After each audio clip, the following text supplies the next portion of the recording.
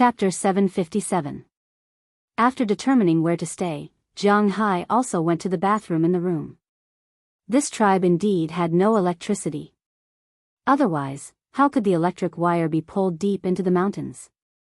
Most of the Native American tribes had no electricity. Without electricity, many things were inconvenient.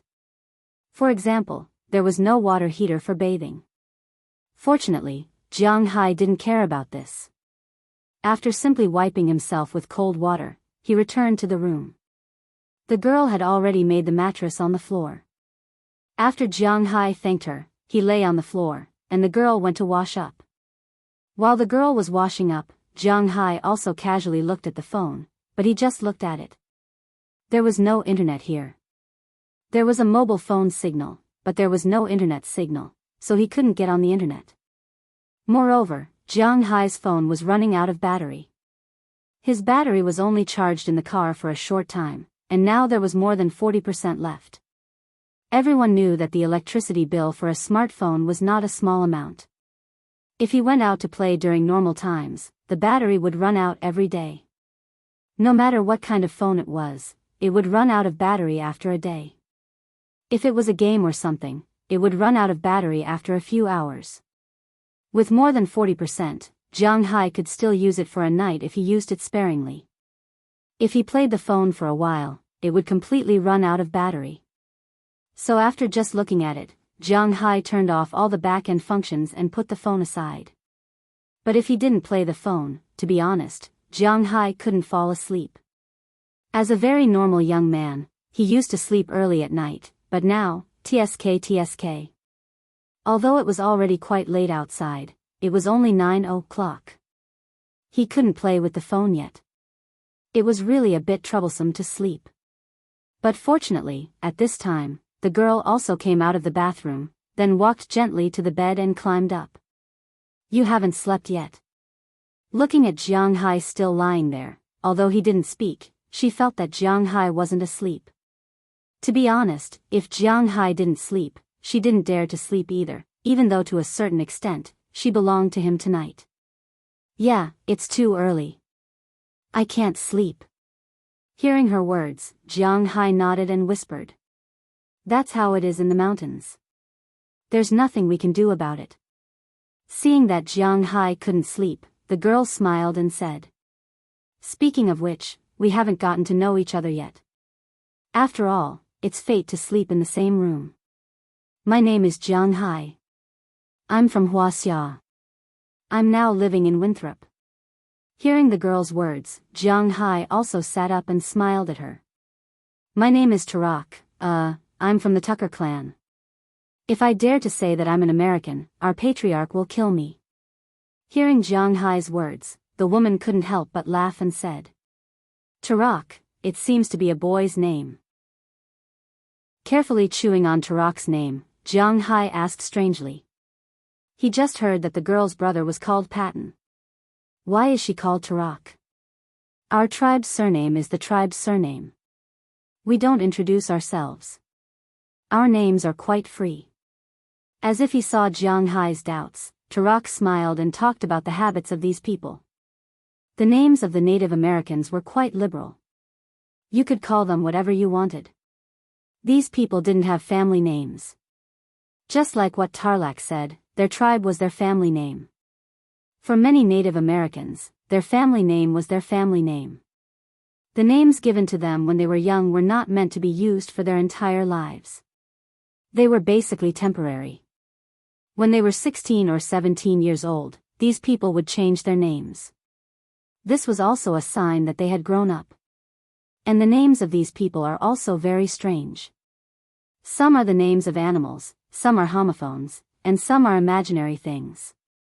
For example, the famous leader of the Sioux tribe in the United States, Crazy Horse. It's hard to understand why he's called that, and then there's another head called Sitting Bull. Sitting Bull. It's really hard to understand the way these people came up with names. What Jianghu said now are all homophones. As for the specific meaning, Jianghu is not too good to ask. "Who did you learn English from?" "It's quite standard. After talking about some Native American customs, Jianghu asked the girl. I learned from the patriarch. Our patriarch used to join the U.S. military and learned English in the army. Later, he retired and returned to the tribe and became the patriarch. He led the tribe to maintain our unique culture and spread it outside. Over the years, many people learned English from him, but some of them left the tribe after learning it. Listening to Jianghu's words, the girl sat on the bed and said with some helplessness. No matter who it is, faith is not enough to fill their stomach. With a tool to communicate with the outside world, some Native Americans are willing to abandon their hatred and come out. Some of these people escaped, and some went to trade things or see a doctor. They discovered the beauty of the outside world and did not go back. This was a good thing for the American government, and it was also a good thing for them. However, to their original tribes, these people were traitors. Everyone had a different perspective, so naturally, the way they looked at things was also different. Just like Tarak now, in her words, she is looking forward to the outside world, but at the same time, she hates those traitors. The pursuit of a better life will not change, so Jianghu can't say anything. Oh right, I haven't been to places that are too far away. Can you tell me about the outside world? Thinking of this, the girl suddenly changed her mood and said to Jianghu. Hearing her words, Jianghu also told her. In fact, he mainly talked about the things in Jianghu's manner, the electrical appliances, the modern life, the delicious food, and so on. Originally, the girl was looking forward to the outside world. Now listening to Jianghu's words, she was quite fascinated. Just like this, one asked, the other answered. Unknowingly, it was getting late. Jianghu is not sleepy before 11 o'clock, but Tarak is not sleepy. She usually goes to bed at 8 or 9 o'clock.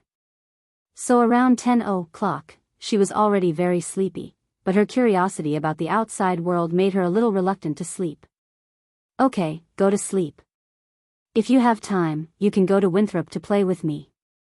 I will take you around the modern city, and you will know what the outside world is like. Feeling the girl's sleepiness, but she doesn't want to sleep, Jianghu also said with a smile. He is not joking. If the girl really has a chance to go to his place in the future, he will definitely treat her well. Really? Hearing Jianghu's words, the girl's eyes can't help but light up, and she asked with excitement. Of course. Seeing the girl's excited look, Jianghu naturally won't spoil her mood, and said with a smile. Then it's a deal. If I have time, I will definitely go to you, Jianghu. Hearing what Jianghu said, the girl said with a smile.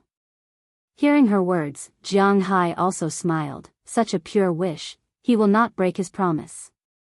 After deciding that the girl could look for him in the future, the two of them entered their respective dreamlands. Jianghu didn't know when he fell asleep, but in any case, he fell asleep in a daze. But in the middle of the night, he suddenly heard the sound of footsteps. This made Jianghu instantly wake up. Sitting on the ground, his brows couldn't help but slightly wrinkle. This tribe was a primitive tribe. In the entire tribe, the only thing that could be considered a household appliance was the flashlight. Every night, this tribe will arrange for people to keep watch, so Jianghu is used to the sound of people walking outside, but at this time, the sound of these people walking is a little far, and it is very messy, which makes Jianghu a little puzzled. What's the situation? Touching his head, Jianghu was a little overwhelmed. After putting on his shoes, Jianghu walked to the door, opened the door and looked outside, but just as he opened the door, he was discovered by the people patrolling the tribe, and these people quickly ran over. Although they didn't raise their guns, their eyes were not quite right, looking at Jianghu with some vigilance. Sorry, I came out to take a look. After talking to these people, Jianghu didn't care if they understood or not. He frowned and looked into the forest in the distance, but there was nothing in sight, but the footsteps were getting closer and closer. This guest, please go back. We are not allowed to walk around at night. Seeing that Jianghu didn't go back and was still looking around, the leader here couldn't help but say to Jianghu, but Jianghu's face became more and more puzzled. What's wrong? Hearing the sound outside the door, the girl who had fallen asleep at this time also woke up. She rubbed her confused eyes, walked to Jiang Hai's side, and asked him. Except for her tribal chief, other people didn't understand her language. There seems to be people in the forest over there, and the number seems to be quite a lot. Listening to the girl's words, Jiang Hai pointed to the forest in the distance and said to the girl, but after the girl heard Jiang Hai's words, she was also very confused. She glanced at the situation outside, but she couldn't see anything. Then she blinked and looked at Jiang Hai, as if to ask if Jiang Hai heard wrongly. Jiang Hai looked at her eyes and naturally knew what her eyes meant, then he shook his head very clearly. I really heard some footsteps. You can ask them to send someone to take a look. Anyway, it's not far away. Seeing that the girl didn't believe him, Jiang Hai still said very clearly. Logically speaking, his ears shouldn't be so good. After all, he was now only 8 times the body limit of a human, and he didn't turn into a rabbit. 8 times the body of a human really didn't have much effect. But he just felt that there were a lot of people in the forest, and it was very likely that they didn't come with good intentions. He said that there seems to be people in the forest over there. You can send someone to take a look. It's better to believe it than not. Hearing Jiang Hai being so sure, the girl still didn't quite understand, but just like what Jiang Hai said, it's not far, just go and take a look. Hearing the girl's words, although this person still felt that Jiang Hai was talking nonsense, he still sent someone to take a look. Although this person was a little reluctant in his heart, he still trotted over, ready to come back if nothing happened. But the moment this person was about to run out of the tribe, Jiang Hai suddenly heard a voice in his mind. Danger! Get down! He shouted first and then immediately pulled the girl to lie down. Although the people opposite him were puzzled, the leader also led everyone to hide. The moment they hid, tongues of fire suddenly shot out from the forest. The person who ran out of the village was immediately shot into a sieve by the bullets outside. Enemy attack. With the sound of gunshots, the night watchers who were still alive immediately screamed at the top of their lungs. Hearing these people's words, the men in the tribe woke up immediately. This was also their instinct as hunters. They immediately grabbed their weapons and were about to run out. But before most people could get out of the house, the tongue of fire swept towards the tribe again. In an instant, more than a dozen people who had just come out of the house were swept to the ground before they could react. At the same time, some people quietly moved towards the tribe under the cover of the fire. Looking at these people's movements, Jiang Hai knew that these people were professionals. If these people were to enter the tribe, then no one in the tribe would be able to survive. Thinking of this, Jiang Hai narrowed his eyes and quickly pressed the girl into the house, while he himself moved towards the direction of his car. Although there were still some doubts about Jiang Hai, now no one would care about Jiang Hai's problem. All the people in the tribe were barely fighting back, but with their homemade firearms, they had to fire 4 or 5 shots to kill a wild boar. There was no problem in hunting, but against the enemy, the gap was too big. Rows of bullets were fired, but they basically didn't hit anything. The opposite side's firepower was still strong, and those people who were moving forward were about to move near the tribe in the blink of an eye. The opposite side didn't have any hope of getting hurt, but this tribe, in Jiang Hai's view, had lost at least 1/5 of its combat power. Fortunately, the opposite side didn't pay too much attention to Jiang Hai, so Jiang Hai secretly moved to his car. After opening the door, Jiang Hai jumped into the back seat. Here, he breathed a sigh of relief, and then took out his weapons from the back seat. He had a Desert Eagle and a semi-automatic August. With guns in his hands, he was no longer panicking. Chapter 758. Boss, can you confirm where the thing you want is? You know, these are Native Americans. If we wait too long, the American police won't let us go. When the sound of gunfire echoed in the sky, at this time in the forest, a fully armed white man chewing gum walked to the side of a man who was playing with a dog and said with a headache. To be honest, although these mercenaries only cared about money and not people, everyone knew how high the status of the Native Americans was in the United States. This was mainly related to the early days of the United States. It could be said that the reason why the Native Americans were almost annihilated was because the Americans had contributed the most. Even the British, who had been the most ruthless at the beginning, had later given the Alabama mountains to the Native Americans. But when the Americans fought with the British, their strength, TSK, was precisely because of this historical problem. So in the United States, many scholars and the like said all day long that the American government was a group of ungrateful people. When they first came, it was the Native Americans who helped them take root here. This was also the reason why Thanksgiving Day was widely believed to exist internationally. But in fact, Thanksgiving Day was a holiday formed by the American military to celebrate their victory in the massacre of the Native Americans. This was extremely ironic in the eyes of the Americans who always promoted racial equality. So the Native Americans had a special status in the United States. These mercenaries dared to risk universal condemnation and slaughter the Native American tribes. Whether this matter was successful or not, it would be difficult for them to survive in the United States. In the future, they could only live a life of escape. Don't worry, I came to this village today. There is no electricity in this village, so there is no phone. We have plenty of time.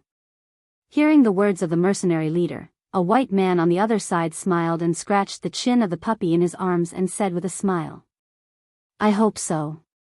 Hearing the white man's words, the man said with some helplessness and then signaled his men to speed up the attack. At this time, Jianghu, who was in the car, had already dialed the police phone. After the phone rang twice, it was picked up. But when the police heard the gunshots, the police on the other side of the phone was stunned for a moment. Listening to the sound, it didn't seem like an ordinary gunfight. "Hello, what happened over there?" The policeman holding the microphone asked Jianghu on the other side of the phone. "This is an Indian tribe in the Alabama mountains. It seems to be called Toga. Now for some reason, they were attacked by a group of armed forces and many people died. Please send people over quickly." Listening to the police, Jianghu also said to the other side of the phone, "Toga, check the exact location." Hearing Jianghu's urgent voice, the police officer on the other side immediately opened the map to check. After confirming the location, he immediately reported the matter to the state police. This was a big deal. "Okay, we'll send a helicopter over right away. You guys hang in there." After confirming the location, the policeman on the other side also said to Jianghu. Jianghu heard his words and did not say much. He knew that this was not the city, and the police could arrive within 5 minutes. This was deep in the mountains and forests. It would take more than half an hour for the helicopter to arrive, but Jianghu was still quite confident that they could hold on for half an hour. After hanging up the phone, Jianghu climbed back into the driver's seat. Then, he started the engine, turned the steering wheel, and went straight to the entrance of the tribe. At this time, the mercenaries on the other side were about to kill their way to the entrance of the tribe. The sudden appearance of the shield gave these people a shock. Jianghu instantly turned on the high beam, blinding these people and making them see clearly at the same time. Aim and shoot. When some people's vision was blocked, Jianghu also opened the door and jumped out of the car. He shouted at the Native Americans who were still shooting at the back. Hearing Jianghu's words, the old tribal chief who had just come out at this time immediately translated for Jianghu. After having a backbone, these Native Americans were finally not as panicked. Fortunately, they had been hunting in the forest since they were young. In addition, they advocated bravery. Although they had not killed anyone before, most of them had good mental fortitude. They found some hidden and protected places and used the indigenous weapons in their hands to shoot at the people in front of them. Although compared to the firepower, it was still more than a level lower, at least it was still a gun. If they were hit, they would be injured or even killed. F***ck, where did the car come from? At this time, not only were the Native Americans calmed down, but the people in the forest were also confused. The mercenary leader looked at the car and couldn't help but be stunned. He knew very well that it was a bulletproof car. If there was a car, it meant that there was an owner of the car. As a modern person, it was impossible for the owner to not have a mobile phone. If he had a mobile phone and called the police, the police would come in less than half an hour. He knew this better than anyone else. Didn't you say that there would be no problem? Thinking that he might have to live a life of exile in the future, the mercenary leader couldn't help but shout. He grabbed the collar of the white man and shouted. The white man didn't expect that Jianghu would be here. For a moment, he was also a little confused. When the mercenary leader pulled him up, he also reacted. What's the use of talking nonsense now? We've already fought. Immediately take down this place and then kill all of them. Otherwise, we're all done for. This person was also a ruthless person. He directly broke free from the mercenary leader's hand and shouted loudly. This is not over. The mercenary leader glared fiercely at this person and cursed in his heart. He had no choice but to charge now. Following his hand gesture, the subordinates who were originally moving in an orderly manner rushed up immediately. Now, they were going to risk their lives. Although they were fast, Jianghu was faster. After making the Native Americans quiet down, he also found a position and set up the August. Then, he used the scope to look at the people in front of him. Although Jianghu's August was semi-automatic, which meant that he had to pull out the trigger bit by bit, his magazine had already changed from 5 rounds to a normal 30-round magazine. Pulling out the trigger bit by bit was enough to cause a lot of trouble for these guys. Pa pa pa. 3 consecutive sounds were heard. The 3 mercenaries who rushed the fastest trembled and fell down weakly. Their companions went forward to take a look and found that the 3 of them were almost the same. They were shot in the throat and died. These mercenaries were naturally armed to the teeth. They were fully equipped with bulletproof vests and helmets. There were only 2 places that weren't bulletproof. One was their throat, which was already covered with oil paint, and the other was their eyes. Anyone who had shot a gun before knew that it wasn't particularly difficult to hit the head. However, to hit the throat, that was really not easy. This was also because Jianghu had 8 times the vision of an ordinary person. In addition to the scope and his strength, the recoil of the gun was 0. Semi-automatic weapon, protect your eyes and throat. He still has 2 bullets. Move over.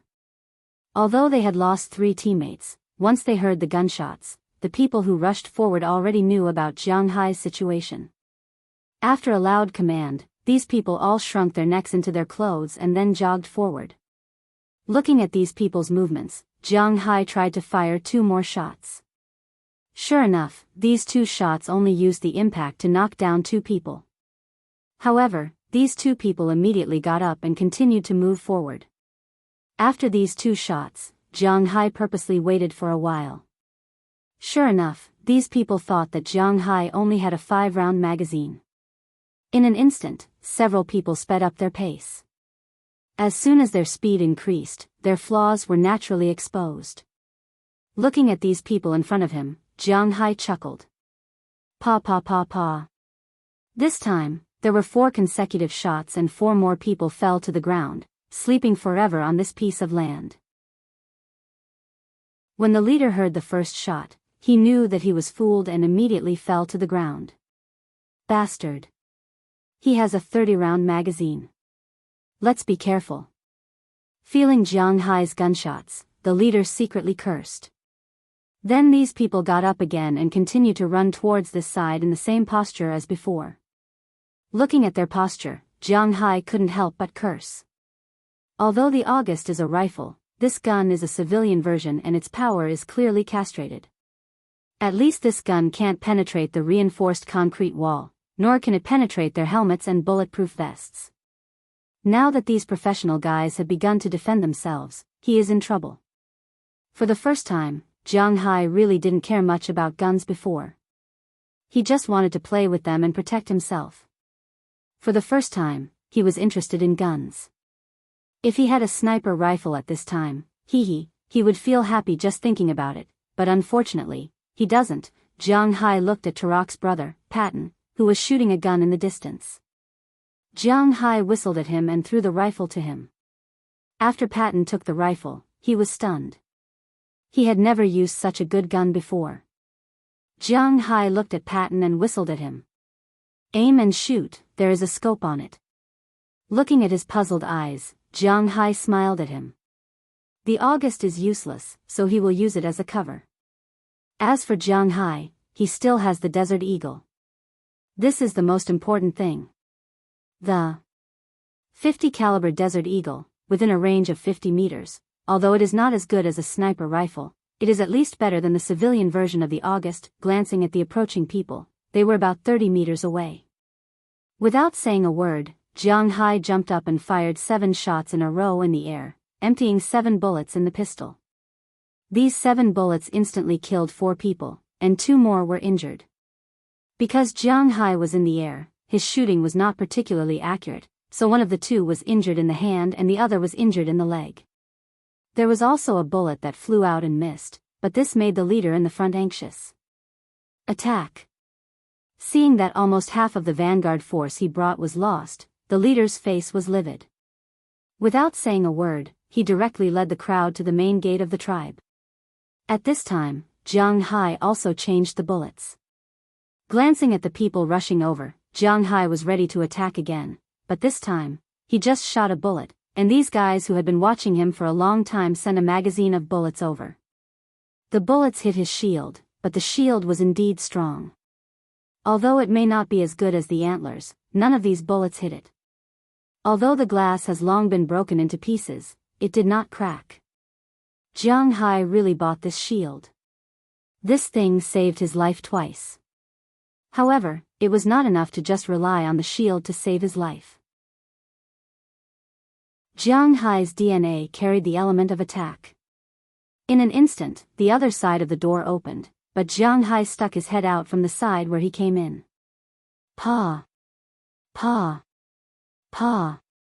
The bullets hit the knees of 2 people, and in an instant, another 2 people lost their ability to move. At a distance of about 10 meters, the 50 caliber Desert Eagle hit the knees of 2 people. Even if they wore bulletproof vests, it was useless. The knees exploded, and the 2 people covered their legs and screamed as they fell down. Retreat. However, even if he killed another 2 people, these people were already at the entrance of the tribe. Jiang Hai and the others had to leave. He made a gesture to the Native Americans beside him, and these Native Americans understood. For a tribe like this, what they worshipped the most was the strong. Originally, during the banquet, Jiang Hai had fought 8 battles in a row, so they had a good impression of Jiang Hai. Now, after watching them fight for a long time, not a single person was killed. However, when Jiang Hai attacked, he instantly killed more than a dozen people. This made them worship Jiang Hai even more. When Jiang Hai said to retreat, these people didn't disobey. They immediately took their things and ran back. If the house was gone, it could be rebuilt in the future. However, if people died, there would be nothing left. Seeing that everyone was retreating, Jiang Hai stepped on the accelerator and rushed towards the people in front of him. After all, these people were made of flesh and blood. It was impossible for them to withstand Jiang Hai's collision. Under the leadership of the leader, they immediately dodged to the sides. However, the moment they dodged, Jiang Hai opened the car door and fired the remaining 5 bullets. Although the recoil of this gun was very strong, it was still 0 for Jiang Hai. This time, there was no obstruction. After killing 5 people with 5 bullets, Jiang Hai turned the steering wheel and rushed into the village again. In an instant, he passed the square where today's competition was held. Behind the square, there was a row of stone houses. These houses were where the tribal chiefs and elders lived. However, at this time, it was crowded with people. The old and weak were at the back, and the young and strong who had retreated were using these houses as their last defense. Jiang Hai stopped the car in front of the houses. He took his remaining magazines and bullets and ran to the row of houses. When they saw Jiang Hai running back, the eyes of all the people in the tribe lit up. Chapter 759. Sorry to trouble you. I didn't expect you to be involved in such trouble. Looking at Jiang Hai, the patriarch said helplessly. If it wasn't for Jiang Hai, perhaps at this time, these people would have already killed their way into the tribe. With the firepower of these people, it was likely that his tribe would be wiped out today. At the thought of this, he couldn't help but feel sorrow in his heart. He sighed helplessly. It's okay if it's troublesome. After all, I can't just stand by and do nothing. After all, if these people come in, I will die too. Jianghu waved his hand, indicating that the patriarch didn't need to say this.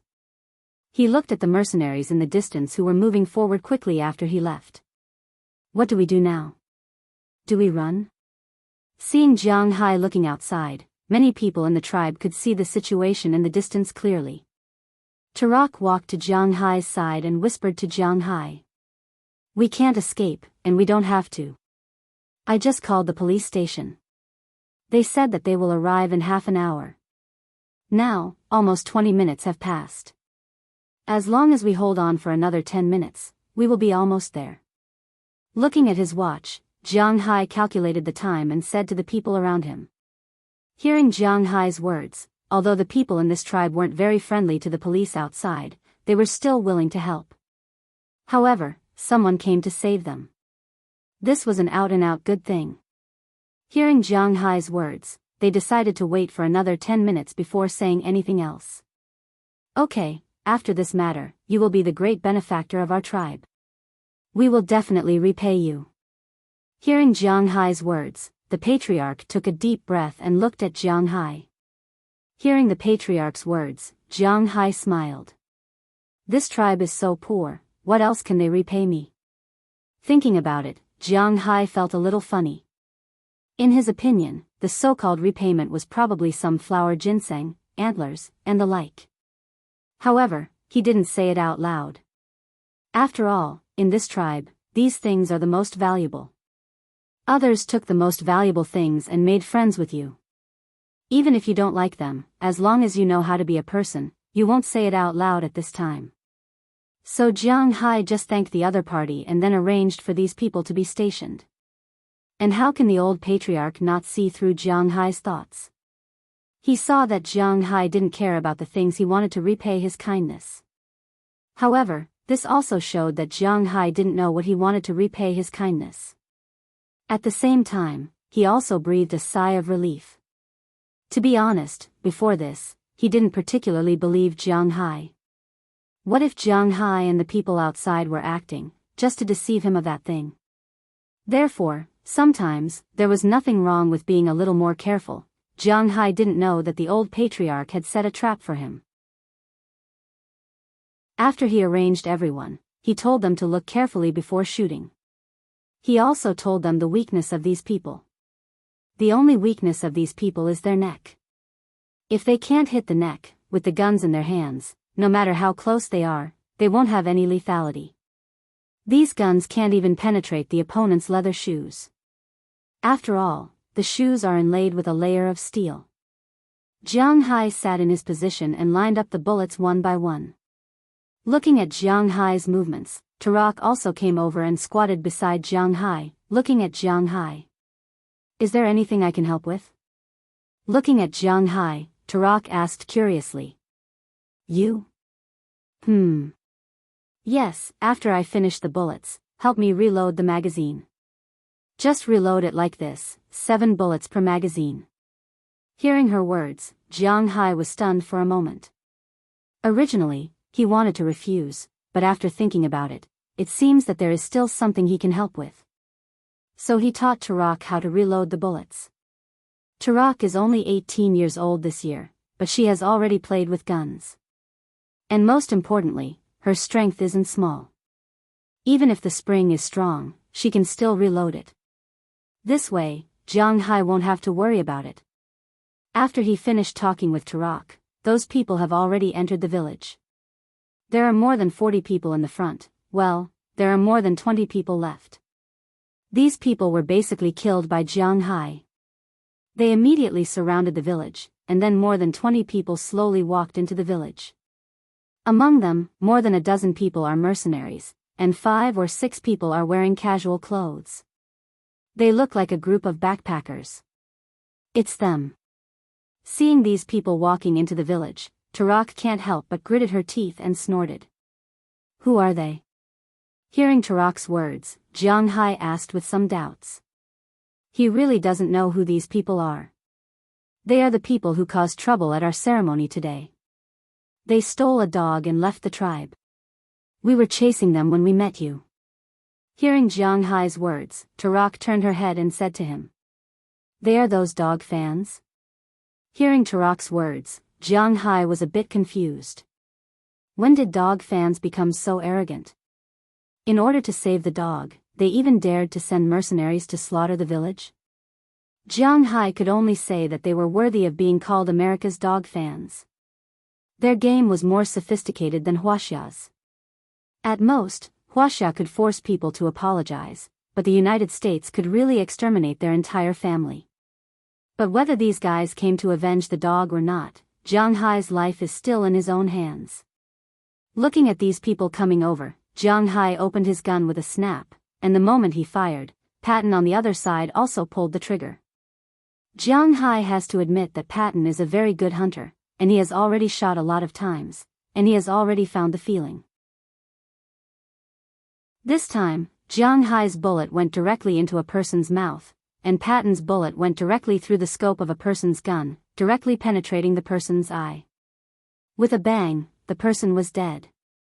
Seeing that they lost two teammates in an instant, the vanguard team immediately started to fight back, but the bullets hit the stone and were not bounced off, and there was no way to leave too much space. Now the rifle bullets are 5.56 millimeters, in order to reduce the wound and cause secondary damage, so the penetration is far worse than 7.62 millimeters. These stone houses, 7.62 millimeters bullets can't even penetrate, let alone these small caliber bullets. For a while, the sound of gunfire could be heard, but it did not cause any damage to these Native Americans.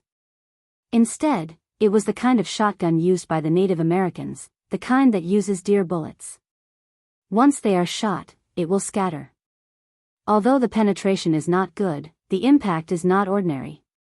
For a while, these people were stunned, and they quickly retreated. After retreating 50 meters away, the guns of the Native Americans were no longer effective.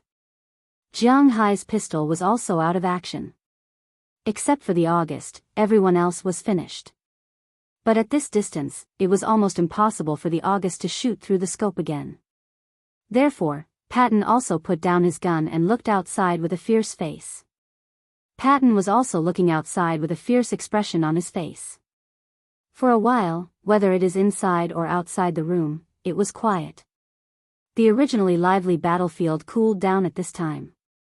But everyone knew that this was just the calm before the storm, and soon, there will be a side that will destroy the balance.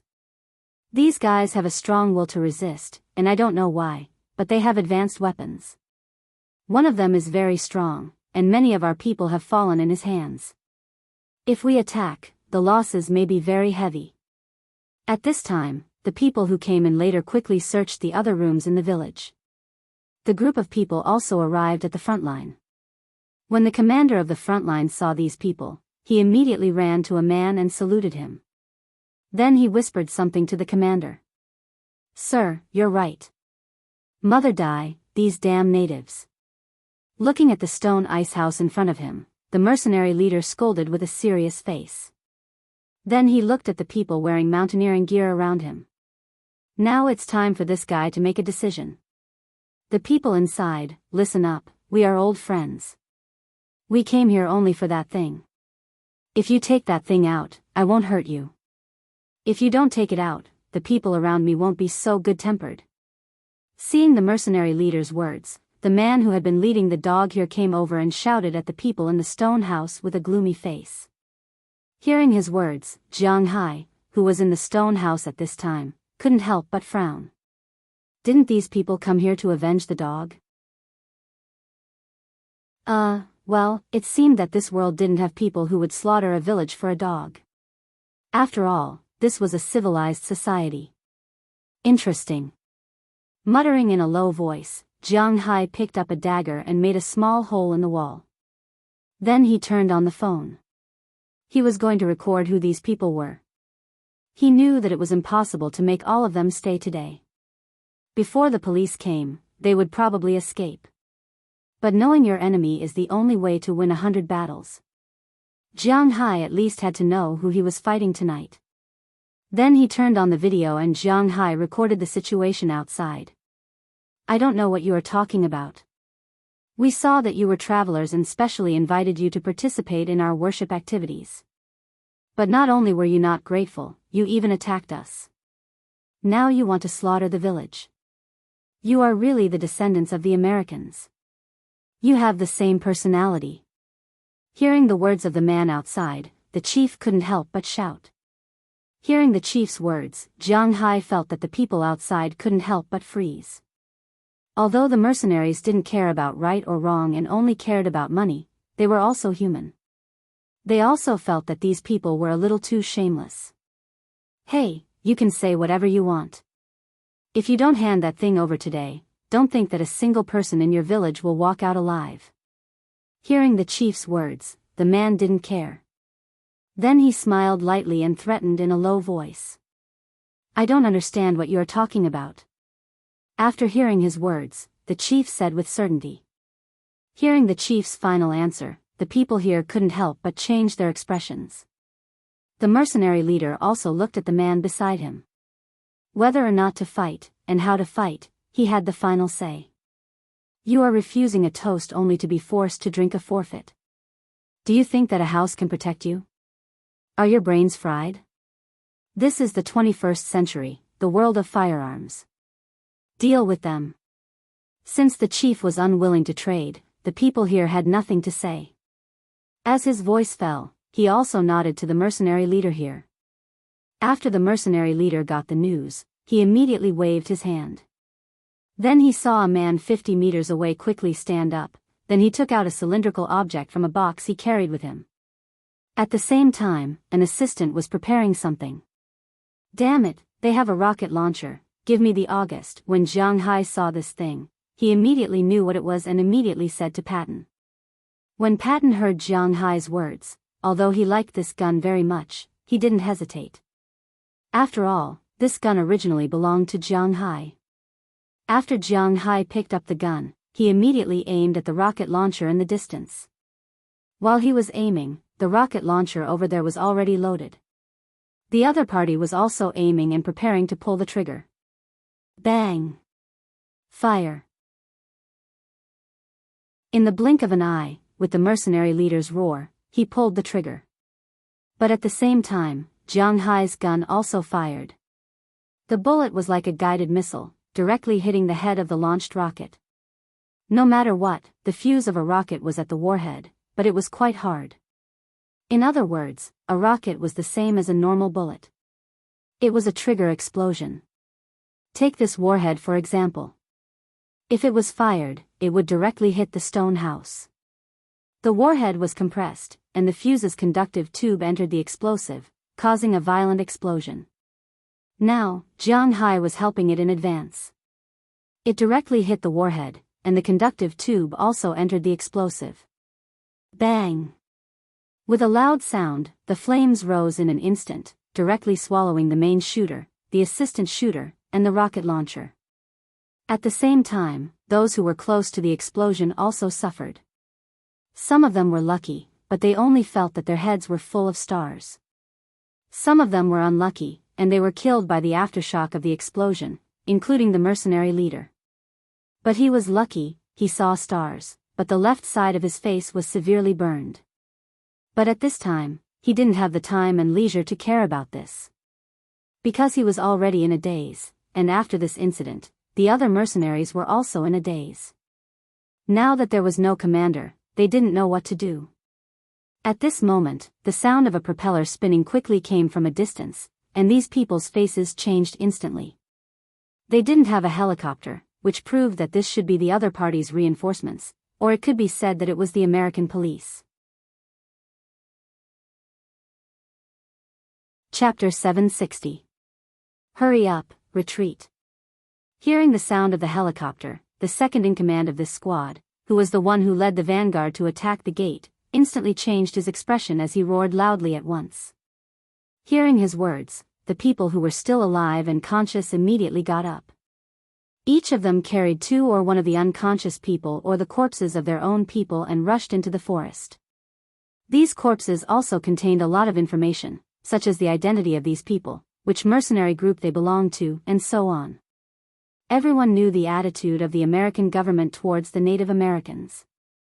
If they did this without any news, they would not know that this small village had been massacred until it was discovered by outsiders. After a long time, people might not be able to connect them. However, now that they were caught red-handed, they had to run even if they did not want to. Why are you running? Come back, I haven't gotten what I want yet. Seeing that these people were about to run, the people in mountaineering gear became anxious. The leader of the group, who was leading the dog, shouted loudly. Unfortunately, these mercenaries were obviously veterans on the battlefield. Following orders and prohibitions was the most basic thing. They only listened to their superior. When the mercenary leader was still alive, they listened to him. Now that the mercenary leader was confused, they naturally had to listen to the second-in-command. As for the employer. Who was it? Did it have anything to do with them? You bastards, don't you want the money? Seeing that these people completely ignored him and kept retreating, this person was also angry and shouted loudly. Hearing this person's words, the retreating second-in-command could not help but stop.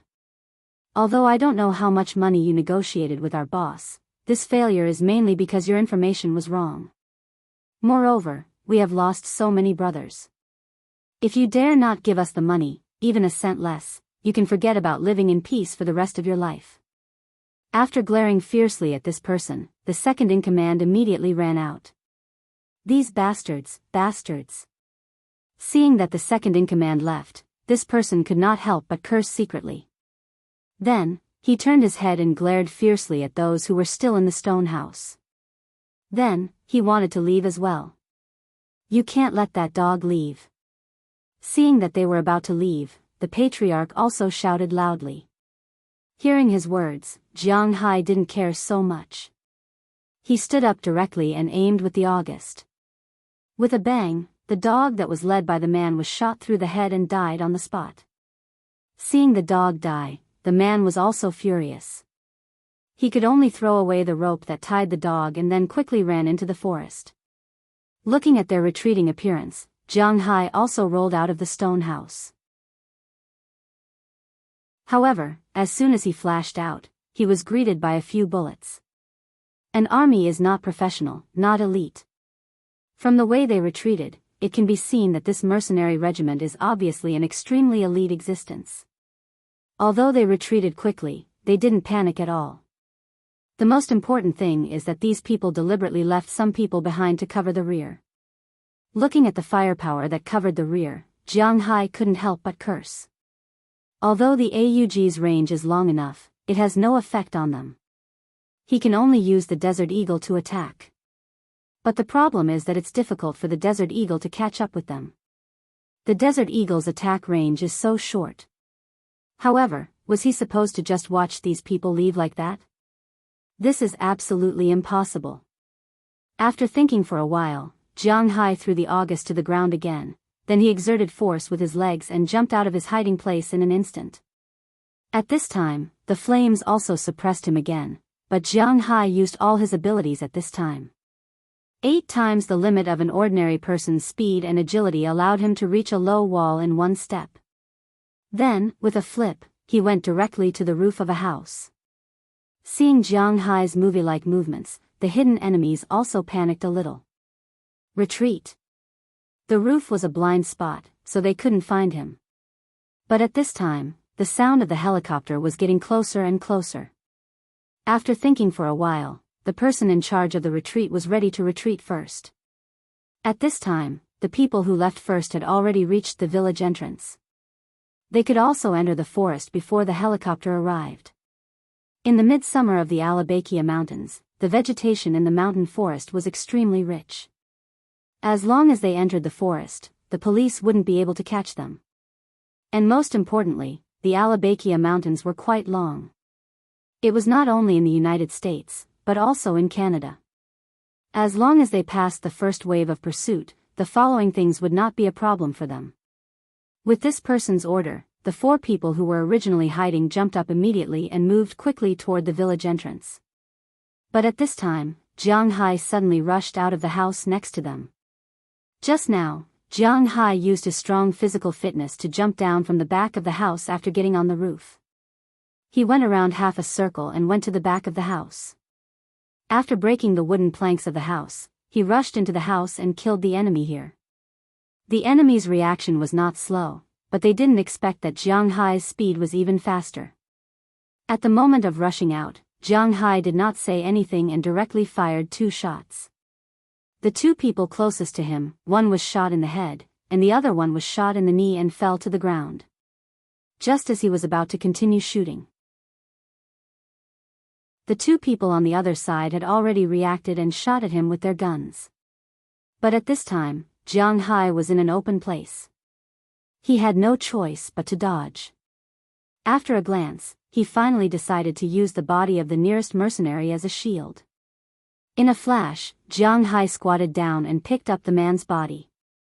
In an instant, the man's eyes were almost full of holes, and Jianghu was waiting for an opportunity to counterattack. "It's too late, let's go." But at this time, the mercenary who was shot in the leg pushed away his companions and shouted at them. At the same time, he took a grenade from his clothes. Seeing the actions of their companions, the other 2 people gritted their teeth. While shooting at Jianghu, they quickly ran toward the village entrance. Feeling that they were getting farther and farther away, Jianghu was also secretly angry. When he was about to reach the limit of 50 meters, Jianghu did not care so much. He directly threw the man who was about to be shot into pieces in his hand and got up to fight back. However, at that moment, he suddenly saw a figure pouncing toward him with a grenade in his hand. "Let's go to hell together." Fortunately, this guy still had some self-awareness. It was impossible for people like him to go to heaven, but Jianghu was not prepared to go to hell with him. Looking at the man who rushed over, Jianghu did not say a word and directly shot him, making a huge bloody hole in his chest. His heart instantly exploded, and his consciousness was blurred. The safety of the grenade in his hand had already been released, and it fell powerlessly. Jianghu's eyes were much faster. He knew that if the grenade fell to the ground, then he would be finished. This grenade was a tactical grenade. In addition to the explosives, there were also a lot of small steel balls. If this grenade exploded, then Jianghu would probably be turned into a meat paste. Seeing the grenade in front of him, Jianghu did not say a word. He went up and kicked the grenade in an instant. At the same time, he grabbed the dead guy and used him as a shield. Bang! With a loud explosion, the grenade exploded in midair. Countless small steel balls quickly shot in all directions. Fortunately, there was some distance from the stone house, so the tribesmen did not suffer any injuries. As for Jianghu, because of the meat shield on his back, he played a key role. After the explosion ended, Jianghu also drilled out from under the man's body. Looking at the man's back, at least a dozen steel balls were shot into his body. If it was not for this guy, then these steel balls would have hit his body. Taking advantage of this time, the 2 people on the other side had already run to the village entrance. The majority of the troops had already entered the mountain. At this time, 2 helicopters flew over from a low altitude. The revolving machine guns were also madly shooting at the people who were running away, but these 2 people were not ordinary cannons. Ordinary people would almost certainly die when facing low-altitude helicopters, but these 2 people used their own footwork, step by step, like claws and teeth, to avoid the low-altitude bullets of the helicopters. Finally, with a fish jump, they flashed into the forest. Bastards! Looking at these people escaping, Jianghu also sighed helplessly. Once these people entered the mountain, this matter was over. If these people were content to be rats for the rest of their lives, at least the American police would have a hard time catching them. Fortunately, Jianghu got 2 corpses at the last moment. Otherwise, he might not even know who they were. While Jianghu was thinking, the 2 helicopters on the other side also stopped outside the tribe. Then a group of people quickly ran out. Looking at these people in police uniforms, Jiang Hai also threw the gun in his hand far away, and then consciously squatted down. He knew that in the United States, it was not the time to talk about self-esteem, especially when facing the police. In the United States, if the police rushed to you, and you did not put your hands on your head and squat on the ground, the police would shoot you. This was actually not a very difficult thing to understand in the United States, especially when it happened to people of color. A while ago, there was a very popular incident. It was said that a black young man took his wife and daughter out to play. On the road, they were stopped by the police. Then the police asked him to put his hands on the steering wheel, but he was wearing a seatbelt and could not lie down. He was ready to unbuckle the seatbelt first and then lie down. As a result, the police opened fire and directly killed him in front of his wife and children. This incident caused a big sensation in the United States, and many black people protested in the streets. But in the end, the police who shot and killed the man was still unscathed. They said that he was overdoing the law enforcement, and then he was stripped of his qualifications as a police officer. He did not even go to jail. Therefore, in the United States, when facing the police rushing over, the best choice was to put your hands on your head and squat on the ground. Sometimes, the police were more terrifying than the gangsters, although it would make you suffer and hurt your self-esteem. For example, when the police rushed over, two of them came up and pressed Jiang Hai to the ground. They kicked away the gun and then handcuffed Jiang Hai. Jiang Hai did not say a word about this. After seeing that Jiang Hai was under control, the police rushed into the stone house. When they saw the Native Americans, the police wanted to do the same. Unfortunately, the Native Americans were not Jiang Hai. Their civilization was not connected to the outside world. Without saying anything, Patton directly picked up the gun that Jiang Hai put down and aimed at the police in front of him. When the police saw that this person dared to resist, they subconsciously wanted to shoot. Fortunately, today was a day of worship, so they were still wearing their traditional clothes. When they saw that this person was a Native American, the police did not dare to move. In a Native American tribe, if the police killed a Native American, the tribe would definitely riot. When that happened, all the responsibility would be on the police. Yes, there were people that the American police did not dare to provoke. Therefore, although the police raised their guns, they did not dare to shoot. Both sides were in a standoff.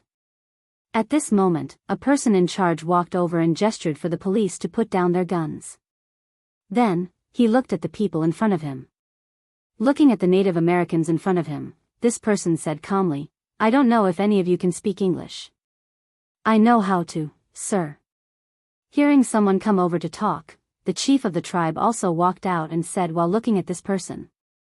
Seeing that they were talking, the tension between the two sides eased a little. The police officer managed to get a preliminary understanding of what had happened from the family leader. At this moment, Jiang Hai was also brought over. Seeing Jiang Hai walking over, the person in charge could not help but frown. This was because he felt that Jiang Hai looked familiar, but he could not tell where they had met before. "This gentleman is our tribe's benefactor. He was the one who called the police. He was also the one who helped us to repel the enemy's attack." Seeing Jiang Hai walking over, the tribal chief said to Jiang Hai with relief. Just like he said, Jiang Hai was now their most distinguished guest. Hearing the tribal chief's words, the person in charge did not release Jiang Hai's handcuffs. Looking at Jiang Hai, the person in charge asked, "Sir, I'm sorry, we can't let you go for the time being. Can you explain the reason why you are here and your identity?" Hearing this person's words, Jiang Hai said casually, "Oh, I'm here to play. I've been playing in this forest for a while. As for my identity, my name is Jiang Hai. I live in Winthrop." "Winthrop's Jiang Hai?" Hearing Jiang Hai's words, the person suddenly frowned. This name was somewhat familiar. Chapter 761. Boss, it's all done. Looking at Jiang Hai coming out of the police station, Moses Adams was the first to greet him and said to Jiang Hai with a smile. Jiang Hai also smiled, but then he saw his war shield. He couldn't help but smile bitterly. This war shield is really good, at least it protected him twice. Not to mention the deer, if it weren't for this car, Jianghu might have been in danger. Therefore, although Jianghu looked at the car in a miserable state, he was really grateful for it. This car is directly left in Boston. After these people are done collecting evidence, you can help me repair this car. Looking at Moses Adams, Jianghu said helplessly. Of course, this is no problem. Hearing Jianghu's words, Moses Adams immediately said with a smile.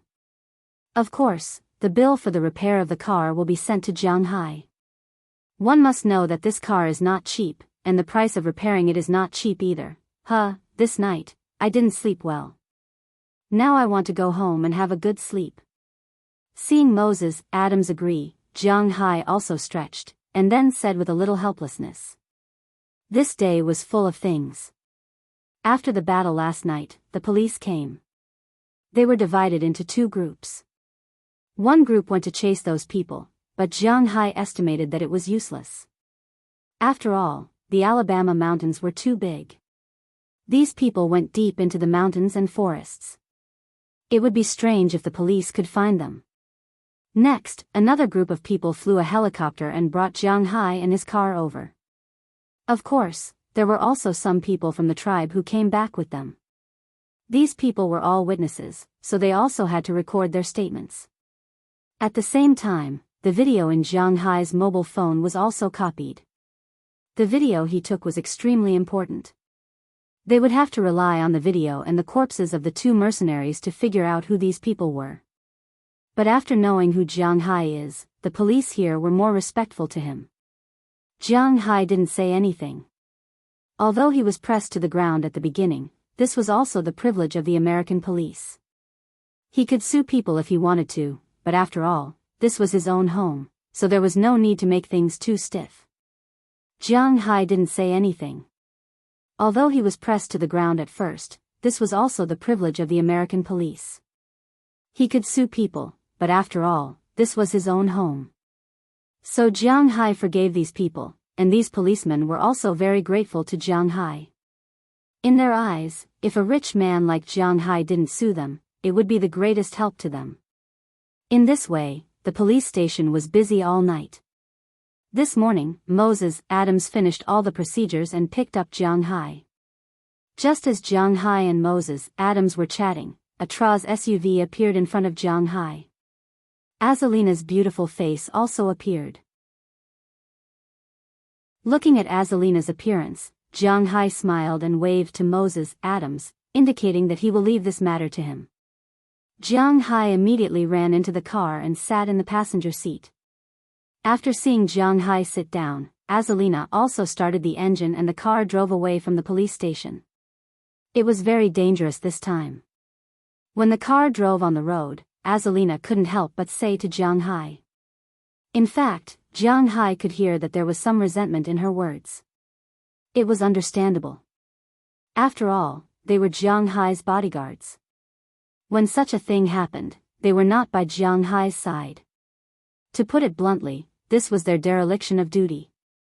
To put it bluntly, they felt sorry in their hearts. So when only she and Jianghu were left, she complained. Oh, it's okay. This time, it's just a coincidence. I can't take you with me. Glancing at Azalina apologetically, Jianghu was a little embarrassed. Hearing Jianghu's words, Azalina couldn't help but roll her eyes at him. When we are not around, don't cause trouble. Your safety is the most important. Looking at Jianghu, Azalina said with a serious face, but hearing her words, Jianghu could only smile bitterly. Am I the one who caused trouble this time? It's just a coincidence, okay? By the way, who are those people, do you know? I asked the police just smiled and didn't tell me. What the hell is this? Looking at Azalina, Jianghu asked with some doubts. Of course they won't tell you. Those people are not to be trifled with. They don't tell you because they want to protect you. But since we are here, it doesn't matter if they tell you. Judging from the video you took and the photos of the two bodies, those mercenaries should be Spartacus people.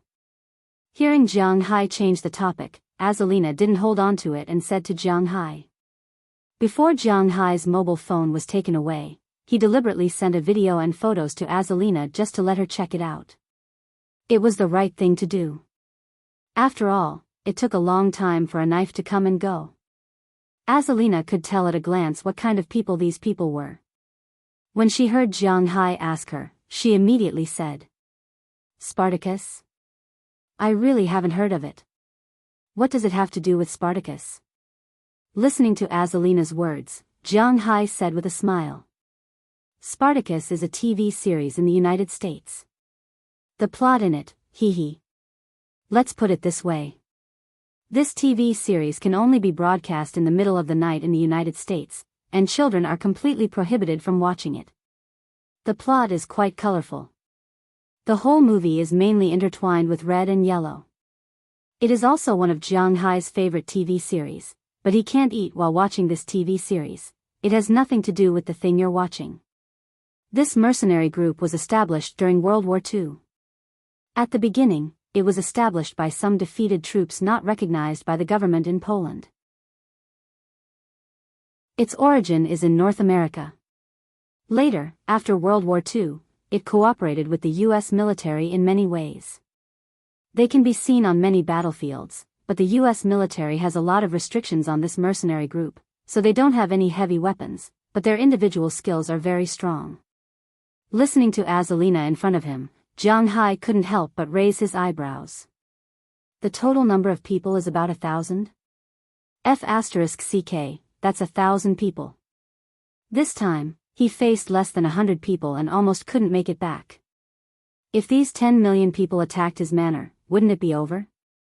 Don't worry, these people don't dare to act on a large scale in the United States, and this is just a small team of them.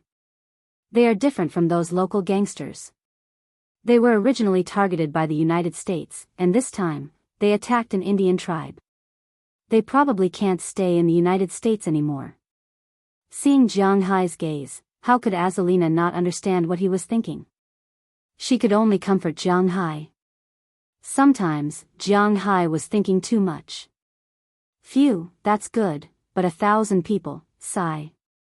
Hearing her words, Jianghu was relieved. But to be honest, a mercenary group of 1,000 people, and one that was so good, Jianghu's heart was still a little uneasy. Don't worry, you didn't buy us sisters for nothing. We can guarantee your safety, don't worry. Seeing that Jianghu was still a little worried, Azalina rolled her eyes at him and said confidently, "Okay. What about the white man who was the leader? Do you know him?" Listening to her words, Jianghu hesitated and asked her. Whether the mercenary group will attack his manor or not, this is not something that Jianghu can control. It is better to know the enemy first. The mercenary group has already figured it out, but what about the white man? He is really a little curious. That white man, if I'm not mistaken, should be Lynch Walter. This guy is quite famous internationally. He's an Englishman. He says he's an explorer, but he's actually a tomb raider. Hearing Jianghu ask about the white man, Azalina also told him. Listening to her words, she was quite disdainful of this white man. According to Azalina's introduction, the white man named Lynch Walter was a historian at first. He graduated with a doctorate from the University of Cambridge. When he was studying for his doctorate, he studied history and had a good understanding of the history of every country. When he was 31 years old, he organized a group of people for the first time and dug up the tomb of a noble in Europe. Although he was scolded, he obtained a large number of antiques from it. He turned in a part of them and sold the rest. After gaining a large amount of money and fame, this person was somewhat addicted. He claimed that he was an explorer and wanted to find all the treasures in the world.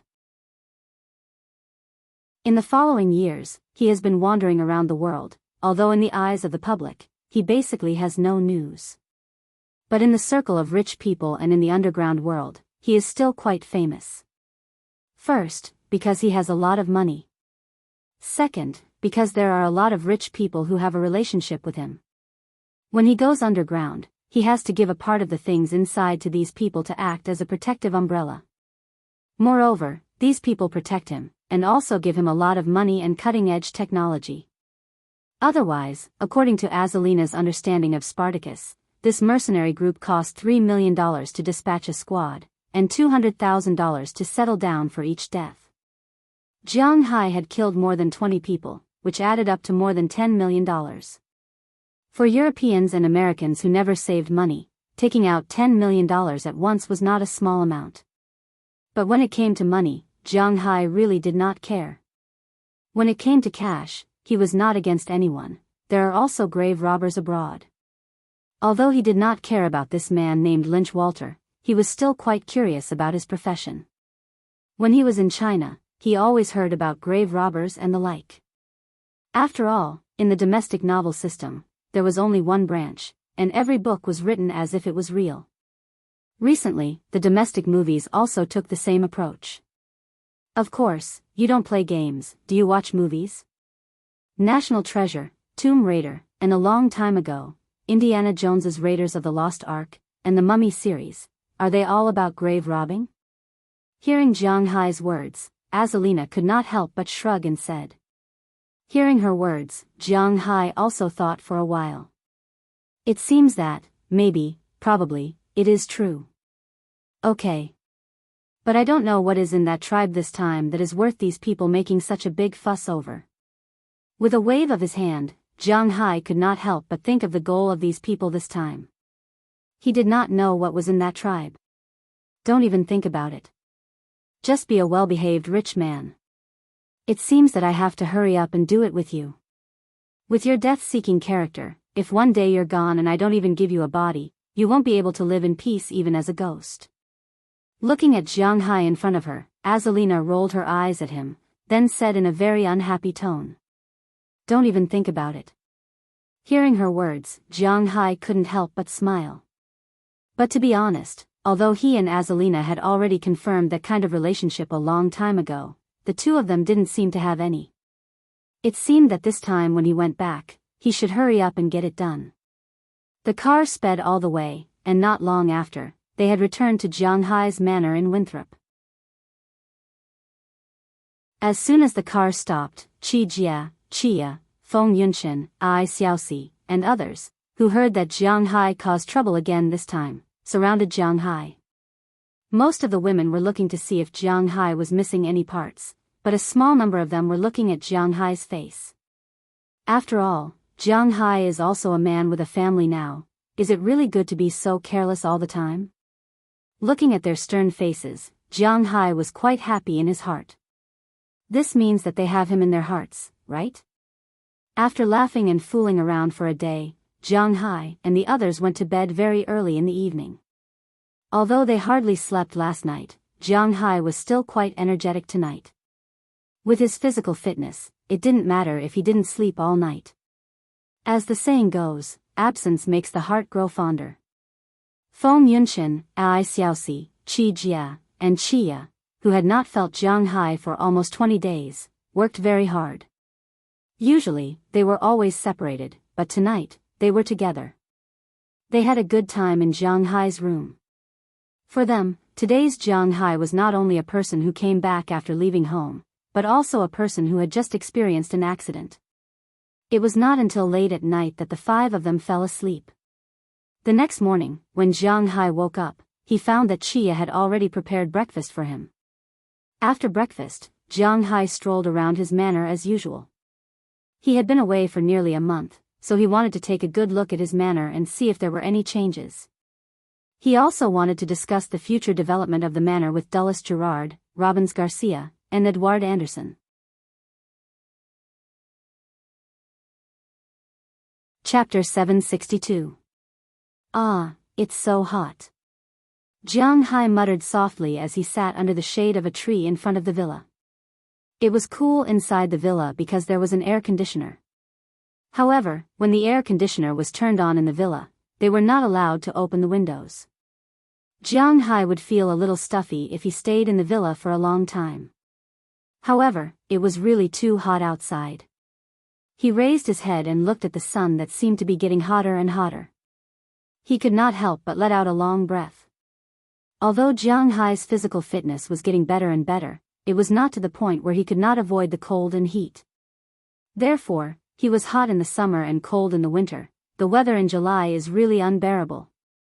Jianghu could not help but sigh as he felt the rising temperature around him and saw the usually lively Xiao Bai and Xiao Huang lying on the ground in the shade. After Jianghu celebrated the New Year this year, he returned to Winthrop. His schedule was very busy. He came back in March to plant fruits and harvest fish. In April, he went to the beef show. At the end of April, he went to the Magaon wine competition. In May, he went to the Brussels wine competition. There was also Azalina's auction. When he came back, it was already June. After staying at home for more than 10 days, he felt that he was about to level up, so he went outside. 20 days had passed. When Jianghu came back the day before yesterday, it was already the 3rd of July. On the 3rd, he spent a good night with Qi Jia, Chia, Feng Yunchen, and Ai Xiaoxi. The next day, he went to the manor to get a general understanding of the recent situation. During the days that he was away, nothing happened in his manor. It was very peaceful. Sometimes, Pra Walton and Zhang Dihai would call Robbins Garcia and tell him how many cows to prepare. Then, they would come over to pick them up at the exact number. Because they had worked together for a year last year, they were already familiar with the process. Otherwise, Du Feynman's people or Luke Sean's people would call and tell Robbins Garcia how much fodder they needed and how many cows they had to pick them up at the exact number. They had already prepared for this long ago. Although Jianghu bought a lot of new land, he was benevolent and righteous. He still hasn't recovered the land yet. After recovering the land, he wouldn't be able to use the land directly. He would have to refence the land, clear the grass, and plant new grass. He didn't want ordinary pasture. These pasture were to be sold, so naturally, he wouldn't use ordinary species. Now that he was in his manor, he could not get any more fodder. But for the new ranch, he must get good fodder. Even if he sold fodder, he had to sell his conscience. He only planned to plant 2 types of forage grass in the new pasture. One was the emperor of all forages, the emperor bamboo grass, and the other was the alfalfa, which was known as the best forage grass in the world. These 2 types of forage grass were not easy to grow, especially the latter. The alfalfa had the highest nutrition. But the reason why this type of grass was not planted on a large scale was that the growth of this type of grass had very high requirements. There were requirements for humidity, temperature, altitude, and so on. Therefore, people all over the world knew that this type of grass was good, but there were not many who could use it as fodder. However, Jianghu did not have to worry about this. After all, Jianghu's spiritual energy could help them break through these requirements. He believed that with these 2 types of fodder, not only the cattle on his ranch, but also the cattle bought by Luke Sean and Du Feynman would have a good effect. But it was useless to talk about this now. After all, the ranch had not been recovered yet. Everything was fine on Robbins Garcia's side, and Edouard Anderson's side was basically on the right track. The new fishing boat was in place, and Edouard Anderson divided all the fishermen into 2 teams. He and Marlon Rupert were captains respectively. When the first team went fishing at night, the second team would get up in the morning to deliver the fish. After the second team went fishing at night, the first team, which had rested for a day, would get up in the morning to deliver the fish and go fishing at night. The 2 teams took turns. It could be said that all the fishermen were not tired, and it was not too exhausting. The most important thing was that the income was considerable. The fish raised in Jianghu's manor had earned a lot of money in the past few days. It was not only the supermarkets of Pra Walton's Sam's Club, but also almost all the top seafood restaurants in Boston. Note that Jianghu was talking about the top seafood restaurants, and they all used Jianghu's seafood. The taste had become famous, and the tourists in Winthrop were more attracted to Jianghu's seafood. In the beginning, Jianghu mainly sold lobsters when he sold seafood. But now, he basically sold everything. Fishing was not like slaughtering cows. It was not so precise. It was better to catch more than 100 kilograms of fish every day. Except for the extra fish that was to be sent to the restaurant and Pra Walton, there was no more fish left. In addition to the people in the manor eating, the tourists and the restaurants in Winthrop would arrive at the entrance of Jianghai's manor very early every morning, waiting for the fish truck to come. There was no more fish left, and they wanted as much as they could get. Therefore, Edward Anderson's recent days were quite good. With Jianghai selling the seafood at 3 or 4 times the market price, they could get a considerable amount of money at the end of the year. Robbins Garcia and Edward Anderson were quite comfortable these days, while Dulles Gerard was simply happy. After winning the 2 awards, some European people began to come over to buy Jianghai's red wine.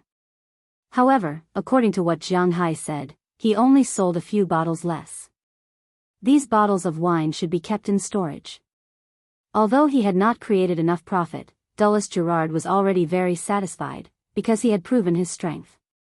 Jianghai did not want to sell the wine.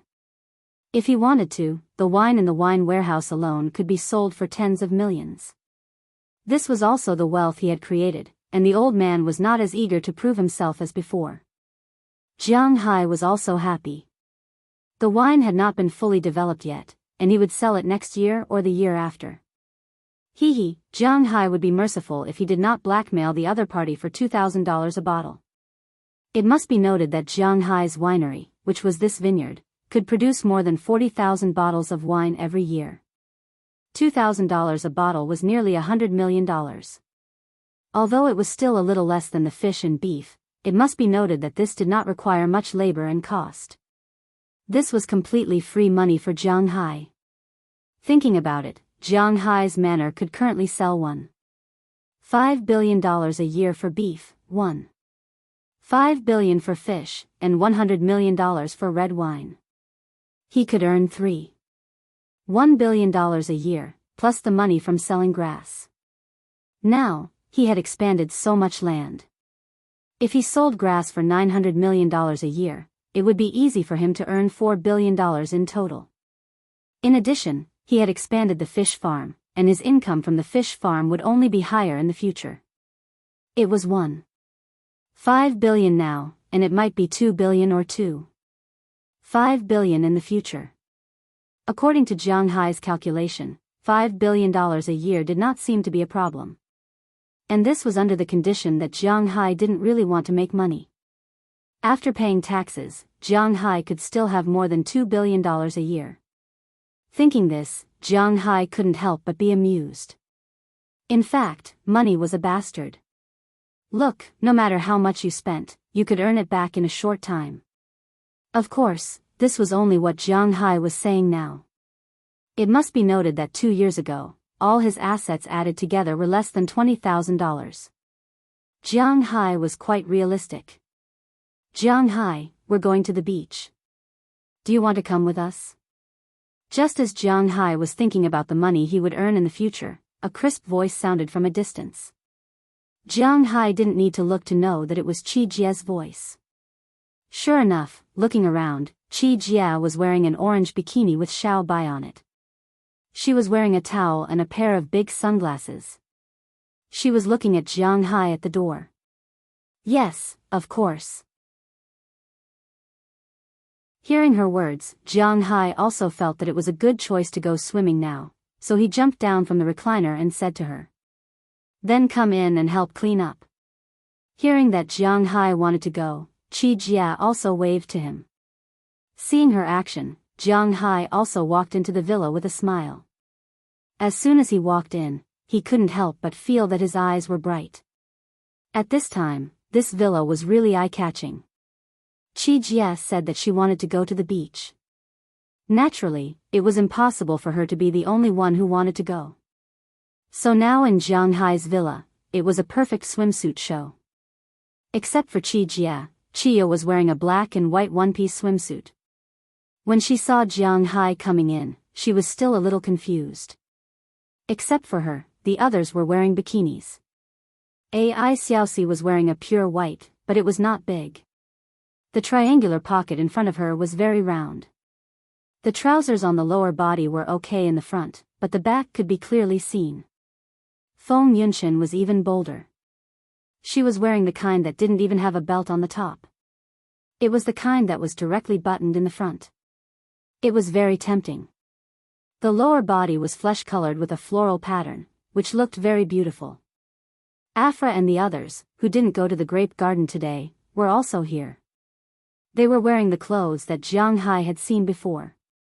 Basically, they were bought by Pra Walton. Although Jianghu also gave them a lot of money, they really didn't spend much money on these clothes. However, they really didn't know how to spend the money. Now that they were wearing these clothes, they were naturally quite beautiful. Daliana and Marian were more conservative than them. Although they were also bikinis, they were the cute type. The upper body was white with a heart-shaped pattern on it. The lower body was pure white with a small skirt. Jianghu didn't allow them to dress too provocatively. After all, they were his daughters. Since they said that they were going, naturally Azalina, Galina, and Wallace Shelley were also going. Azalina was wearing a more conservative black bikini, which really gave off a mysterious feeling. Because what she was wearing now was not a bikini, but just a navel-bearing dress, that was all. "Where are your clothes?" Looking at Galina, Jianghu leaned over with some doubts and asked her. "Well, inside." Hearing Jianghu's words, Galina's face couldn't help but blush, and then she whispered. She naturally knew what Jianghu's so-called clothes were, and it couldn't be the one she was wearing now. "You still want to wear this?" Looking at her, Jianghu couldn't help but say with a little dumbfounded. "It's none of your business, humph." Hearing Jianghu still asking, Galina couldn't help but become a little angry. After wrinkling her nose and snorting, she went out first. They were going to the beach to play, although this sea was Jianghu's. They could go at any time, but they couldn't just go to play in the water and come back. Before that, Chia and the others had already prepared food, sunscreen, folding chairs, umbrellas, and so on. Naturally, Jianghu had to prepare them. After deliberately going upstairs to change into a pair of swimming trunks, Jianghu left first because the sunscreen, umbrellas and other things were still at the dock. Driving his own four-wheeled motorcycle, Little Huang and Xiaobai also followed Jianghu all the way. Not long after, they came to the front of the manor's dock. At this time, at the dock, Edward Anderson and the others, who were preparing to sail tonight, had just returned from delivering fish. At this time, they were also quite hot and were enjoying the cool air over there. After seeing Jianghu coming over, they also greeted Jianghu. After Jianghu explained the purpose of his visit, Edward Anderson and the others took the initiative to help Jianghu carry the umbrella and went to the only flat beach nearby. This beach was indeed a good place to play because it was all fine sand, and the beach area extended very far into the sea. It was almost 50 meters deep. Not far behind was the forest, and there was wind, but it was not too strong and was very cool. This was not the first time Jianghu and the others came here. After arriving here, Jianghu and the others put an umbrella in every 2 or 3 meters. After everything was done, Edward Anderson and the others sensibly left. It should be known that the people playing here were all the women in Jianghu's room. These women were not people they could see, so after saying goodbye to Jianghu, they directly left. Jianghu waited here for more than 10 minutes. With the sound of a motor, the girls in Jianghu's room also came over. Chapter 763. Jianghu, do me a favor, help me apply sunscreen. Lying on a deck chair, Qi Jia lazily said to Jianghu next to her. Hearing her words, Jianghu also laughed at himself, but he still put down the phone in his hand and walked over. As soon as they arrived at the seaside, everyone began to get busy. As the only man, Jianghu had a lot of things to do. For example, he had to set up the deck chairs that they brought along and put them under the umbrella. The girls, on the other hand, had a lot of free time. After setting up the stove, they lit up the charcoal and began to burn it. When it came to barbecue, there was a very important point. That is, when the charcoal has just been burned, it can't be barbecued, because when the new charcoal is burned, it will produce a lot of poisonous gases, such as carbon monoxide, sulfur dioxide, and so on. Jiang Hai didn't know the specifics. His chemistry was also taught by his physical education teacher, but it will indeed produce poisonous gases. At this time, barbecuing directly, because the barbecued person is too close, it is easy to be poisoned, and there will also be some residue on the barbecued meat. So people who often barbecued understand that before barbecuing, the most important thing is to raise the charcoal. After the charcoal is burned, put more on it, and then let it burn until all the charcoal is no longer black, it is all red inside, and the outside is gray. At that time, the fire will be high, and there will be no poisonous things. So people often see that some barbecue shops that open at night will start to burn charcoal at 3 or 4 o'clock in the afternoon. This is to raise the charcoal. Jiang Hai and the others naturally didn't burn charcoal for the first time, so they were familiar with it. After setting up the stove, they dug 2 big holes in the sand pit, and then put the beer and the box of ice and meat that they brought over in the sand pit to let the water constantly wash and keep it cool. These girls also played. As Alina was the first to dive down, Jiang Hai didn't worry about her safety under the water. Feng Yunshen and Ai Xiaoxi were also playing on the beach, while Aphrodite and the others were in the shallow water. Although Daliana and Marian were 16 years old, they still looked young and were playing with sand on the beach. Jiang Hai, Qi Jia, and Chia were lying on the beach. Chia, the quiet girl, was watching a Korean drama on her mobile phone. Recently, it was said that there was a ban on Korean dramas in China. However, in the United States, to be honest, the culture of Japan and South Korea was much more recognized than that of Wuxia. After all, from a strategic point of view, Japan and South Korea were the godson of the United States. Alright, it was better for Jiang Hai not to talk about politics now. Anyway, it was just watching Korean dramas, and he was not addicted to it. Just as Jiang Hai was about to play games there, Qi Jia called out to Jiang Hai. Hearing her words, Jiang Hai didn't say anything to refuse. He walked to her side, dug out a piece of sunscreen, and rubbed it on her back. Although the two just played together last night, Jiang Hai's big hand seemed to have magic. When it touched Qi Jia's back, her body couldn't help but shake, and then her legs clamped together. Wipe it thoroughly. Looking at Jiang Hai, who stopped moving after feeling the change in her body, Qi Jia couldn't help but raise her head and glanced at him, then gently untied the bikini strap on her back. In an instant, the bikini sides fell down, and in Jiang Hai's sight, a pair of hemispheres appeared in front of him. Then I won't be polite. Looking at the scene in front of him, Jiang Hai smiled, and then his big hand began to wipe Qi Jia's back. Of course, his hand would wipe Qi Jia's sides from time to time.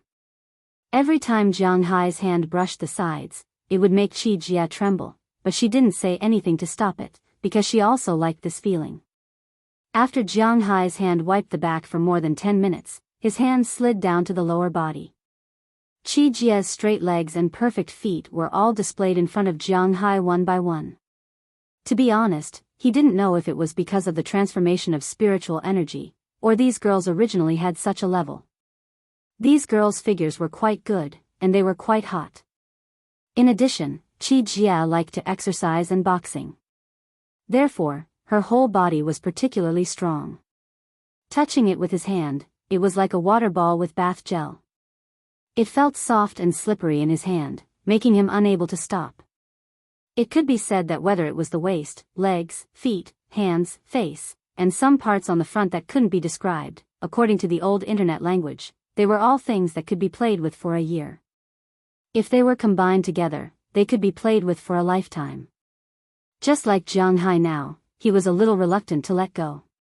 His hand rose from the ankle, calf, thigh, and then to some parts that couldn't be described. Looking at the pair of shorts, Jiang Hai's hand also slid in. Feeling Jiang Hai's movements, Qi Jia's body couldn't help but tremble violently. However, she didn't stop Jiang Hai, and let Jiang Hai's hand wander around here.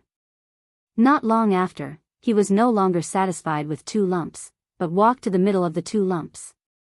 As soon as his finger slid in, Qi Jia couldn't help but let out a low moan from her throat, and then she gave Jiang Hai a reproachful look. Jiang Hai knew that it was the part she hadn't explored yet, but with the lubricity of the sunscreen, Jiang Hai's hand began to invade. There, humph. Following Jiang Hai's movements, Qi Jia whispered to Jiang Hai. But unfortunately, Jiang Hai's hand didn't stop there.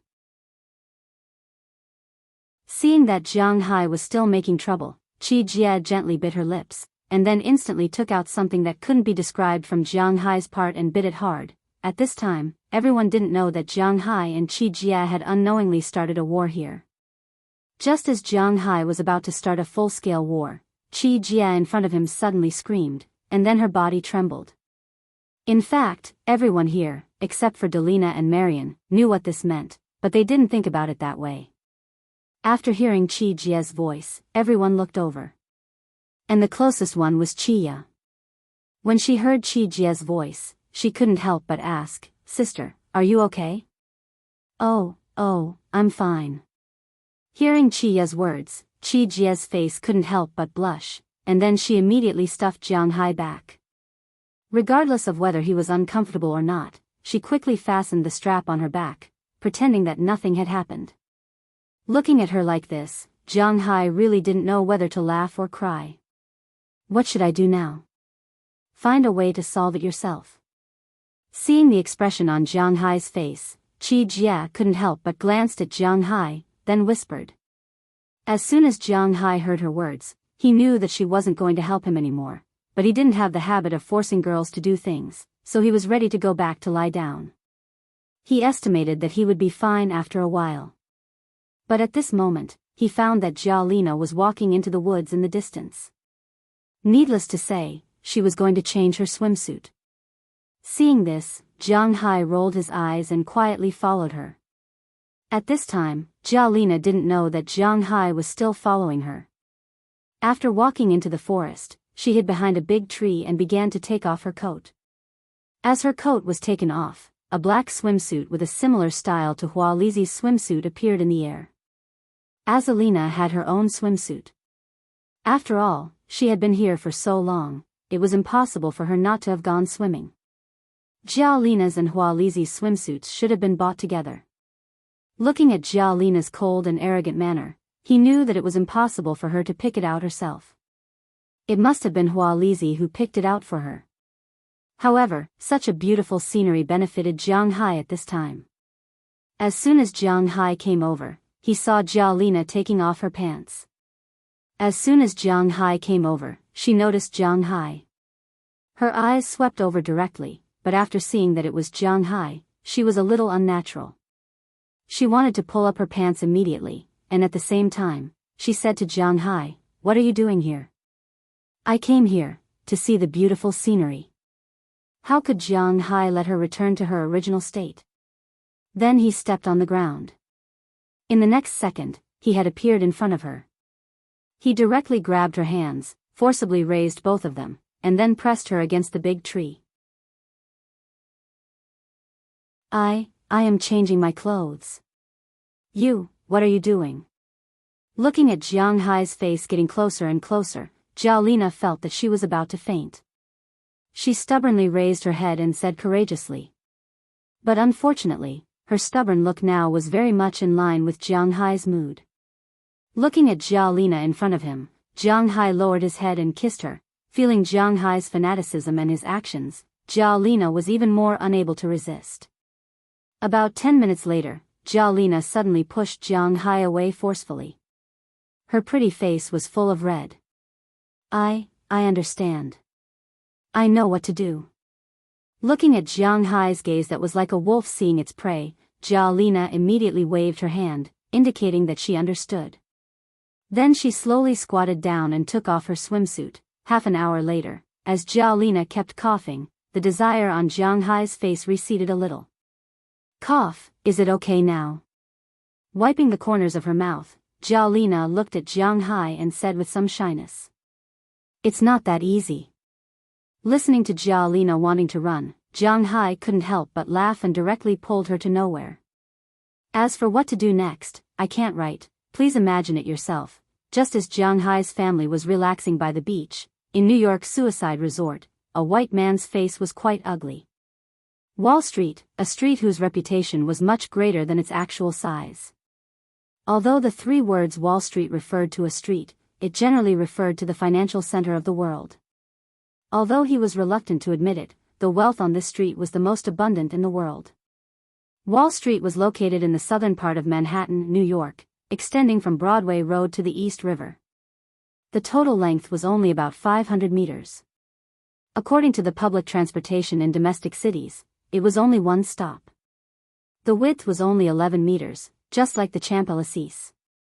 The most famous thing about this long street was its name. The Morgan conglomerate, Rockefeller, DuPont Consortium, and so on, all the banks, insurance companies, railways, and other companies that were set up here were all concentrated here. And the place with the largest flow of people here was the legendary New York Stock Exchange. Why was this place called a suicide hotspot? Because every financial crisis started here. Then they went bankrupt and even owed the banks tens of millions or hundreds of millions of yuan. If they couldn't afford the money, what else could they do? Just jump. So, don't stop here casually. Because if you stop to make a phone call, someone might jump down from a building dozens of stories high and hit you, or hit your car. Anyway, no matter what it hit, it was your bad luck, because you didn't buy a suicide insurance policy. Especially once the financial collapse happened, it would be like dumplings. Hundreds of people would die every day. It was really not a big deal. At this time, in the trading hall of Nasdaq, before Jianghu left, he asked Moses Adams to deal with the second of the three people. Mariang Smith's face was really pale at this time, so pale that there was no trace of blood in his face.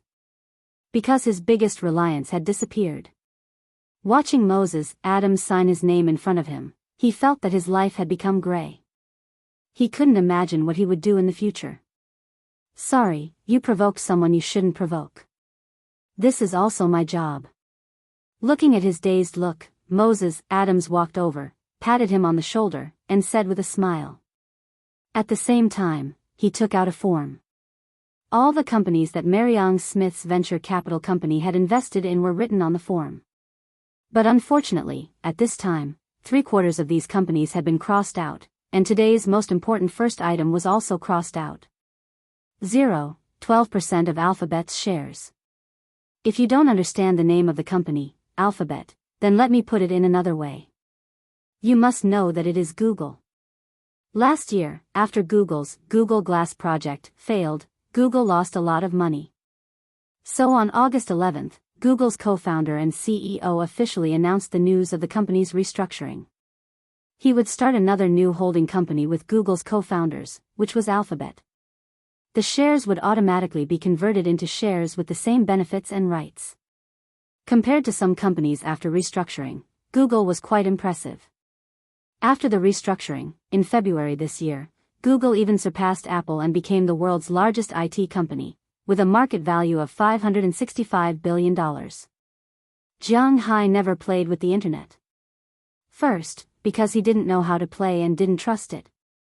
How many people died during the Nasdaq bubble? He pushed the money to these illusory things. Second, because he didn't need to play with it. His manner was enough for him to play with. But this time, Moses Adams helped him acquire something good.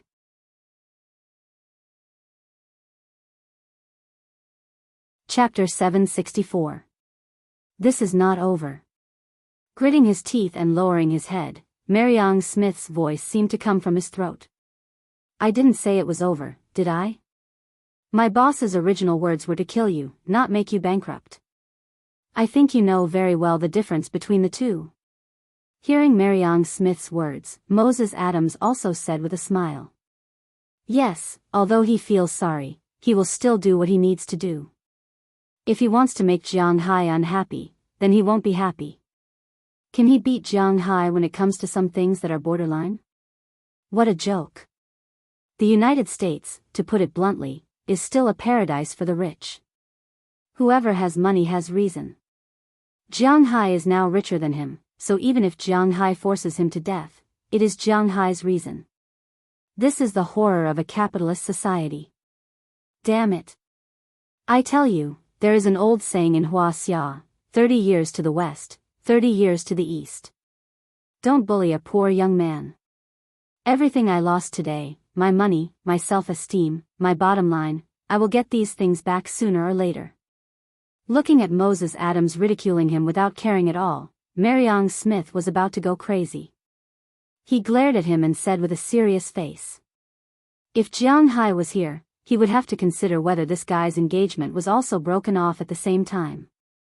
But even if the engagement was broken off, Jianghu didn't care. This is a real world, not a fantasy world. There is no dragon group here, no internal strength, no superhero. This is a farming novel that is a little off track. There are no mountain spirits, ghosts, or grandpas to make him stronger and regain his dignity. So what he lost is what he lost, it's as simple as that. Then I wish you success in advance. Hearing his words, Moses Adams couldn't help but chuckle, and then walked out of the hall. Just as he walked out, Penelope Daller also followed him out with the document.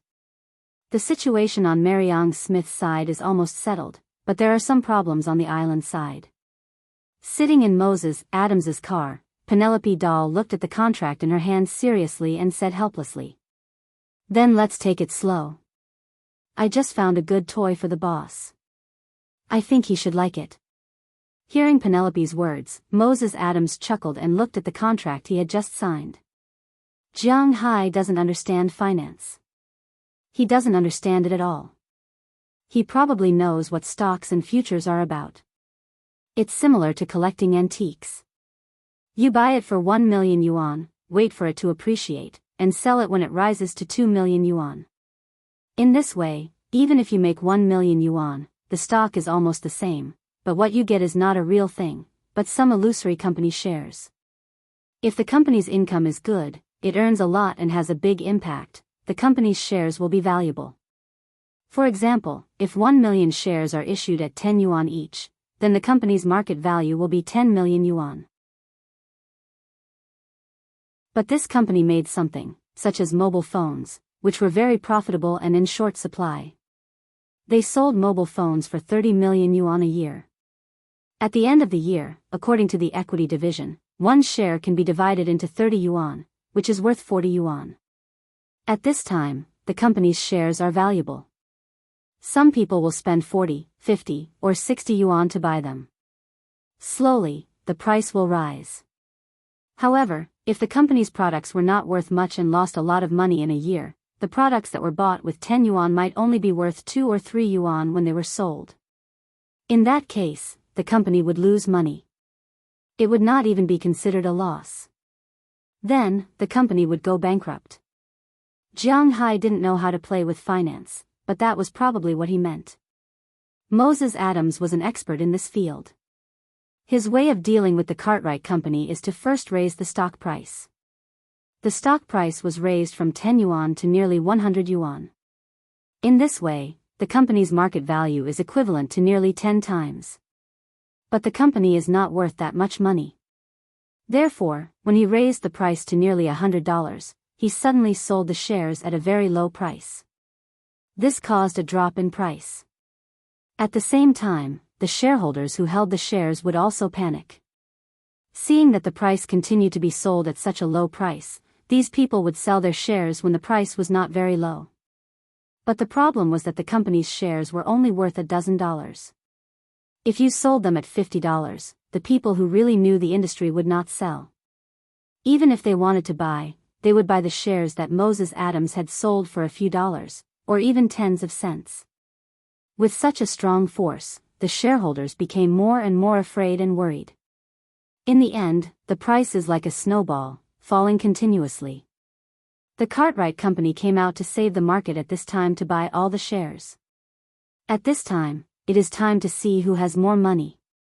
In the end, Moses Adams, also known as Jianghu, was richer.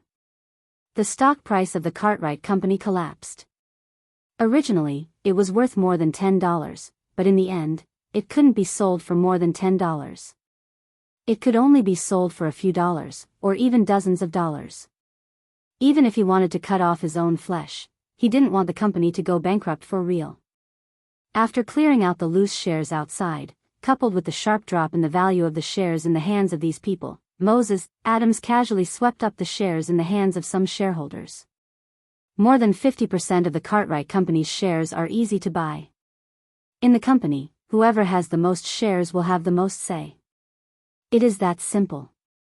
Then, the Cartwright family is kicked out of the company. Their shares are bought at the market price, which is a few dollars, or tens of cents. Then, they are divided into scattered shares and thrown into the market.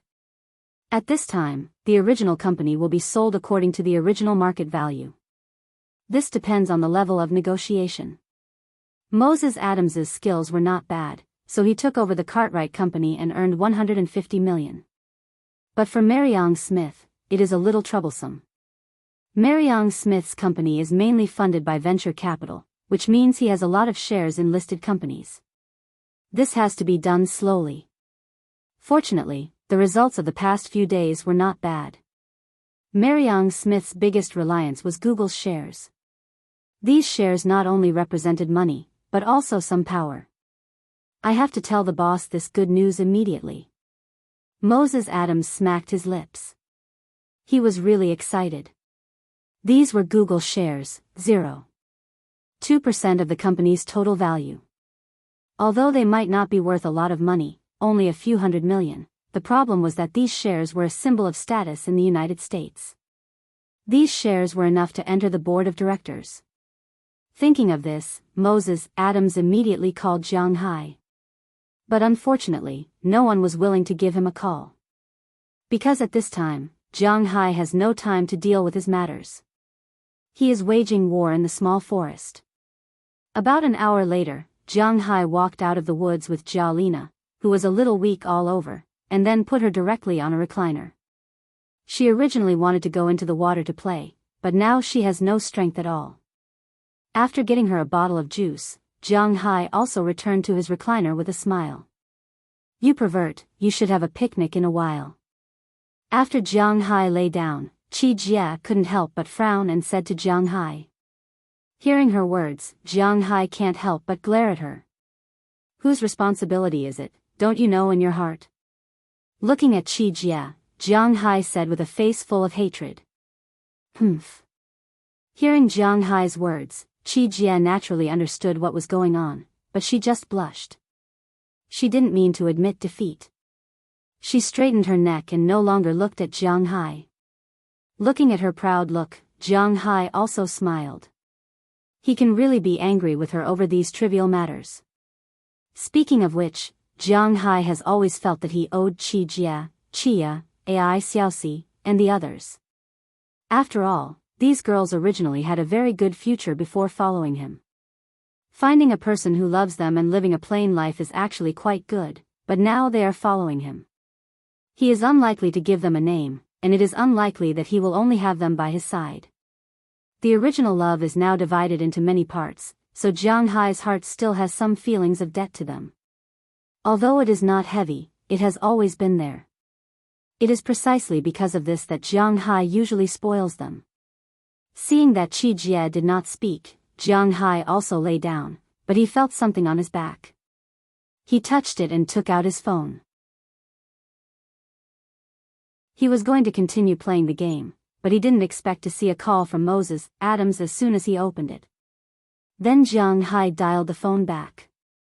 The phone rang a few times, and it was picked up by Moses Adams. "Hello, Moses, why are you calling me?" Listening to Moses Adams's voice over the phone, Jianghu also asked him. To be honest, he was really curious about why this person called him. "Hee, I'm calling to give the boss a surprise." "Boss, I got you a share." Hearing Jianghu's words, Moses Adams couldn't help but laugh. Listening to Jianghu's words, he was quite excited. "Share? What share?" Hearing his words, Jianghu asked with some doubts. He really didn't understand this. "It's Google, 0.2% of the shares." Hearing Jianghu's words, Moses Adams also said excitedly. "This share. What's the use of it?" Hearing his excited words, Jianghu was still very calm because he didn't play in stocks. "This thing is very useful. Google shares? And it's 2%? Hearing Jiang Hai's words, Qi Jia, who had ignored Jiang Hai, suddenly turned her head and said to Jiang Hai seriously. What's the use of it? Hearing Qi Jia say that this thing is useful, Jiang Hai was also stunned. He thought that he didn't have the brain of a trader, and the most important thing is that he wrote about it when he read novels at home. The stock market is just a place for those financial tycoons to collect money and raise sheep. When they feel that it's about time, they will come out and buy a batch. That thing should not be gold and silver, nor antiques. If you say that it should be valuable, then it should be valuable. Bullshit. Hence, he had always kept a respectful distance from the stock market. He would stay as far away from it as possible and would never touch it. Now Moses Adams got him some shares. To be honest, he didn't like it very much. If you don't understand, then listen carefully. Having more than 1,000th of the shares means that you are qualified to enter the board of directors. I think you should know what Google is. It is the world's largest search engine. Let me tell you 3 benefits first. First, if you become famous, you can print Google's director on the back of your business card when you go out. Even if your manor is 10 times bigger, your status among the higher-ups will still be that of a manor owner. But it is different now. You are an entrepreneur, and a top one at that. Second, you can use this identity to expand more businesses. You should understand this without me saying it. You can make friends with more rich people. Third, the most important thing is that you have conquered the most important platform for the Soaring Dragon Group to advertise. Looking at Jiang Hai, Qi Jia was not only a doctor, but also very sensitive to these things. She directly said to Jiang Hai. Hearing her words, Jiang Hai couldn't help but blink. She said it like it was true. What's the use of these shares? How much are these shares worth?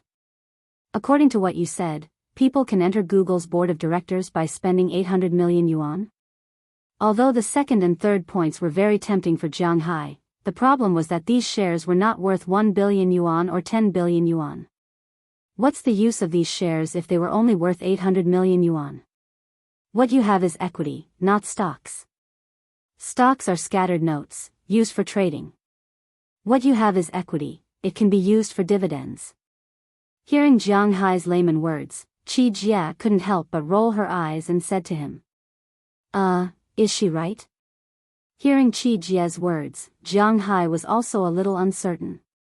He asked Moses Adams on the other side of the phone. Is this thing really that powerful? Miss Bernice is right. I got shares for you. You are qualified to enter the board of directors. The words of Jiang Hai and Qi Jia were clearly heard by Moses Adams on the other side of the phone. At this time, he was driving back to Boston. He couldn't help but show a wry smile. He forgot that Jiang Hai was a layman. It's useless to be so excited about this. Jiang Hai is the most important thing. After talking for a long time, Jiang Hai doesn't understand the most tragic thing. But fortunately, there are many capable people around Jiang Hai, so he didn't let him work in vain. And after getting a definite answer, Jiang Hai was very happy. With this identity, he can open up more channels to sell his goods. At the same time, he can also find opportunities to advertise. This is indeed something that should make him excited.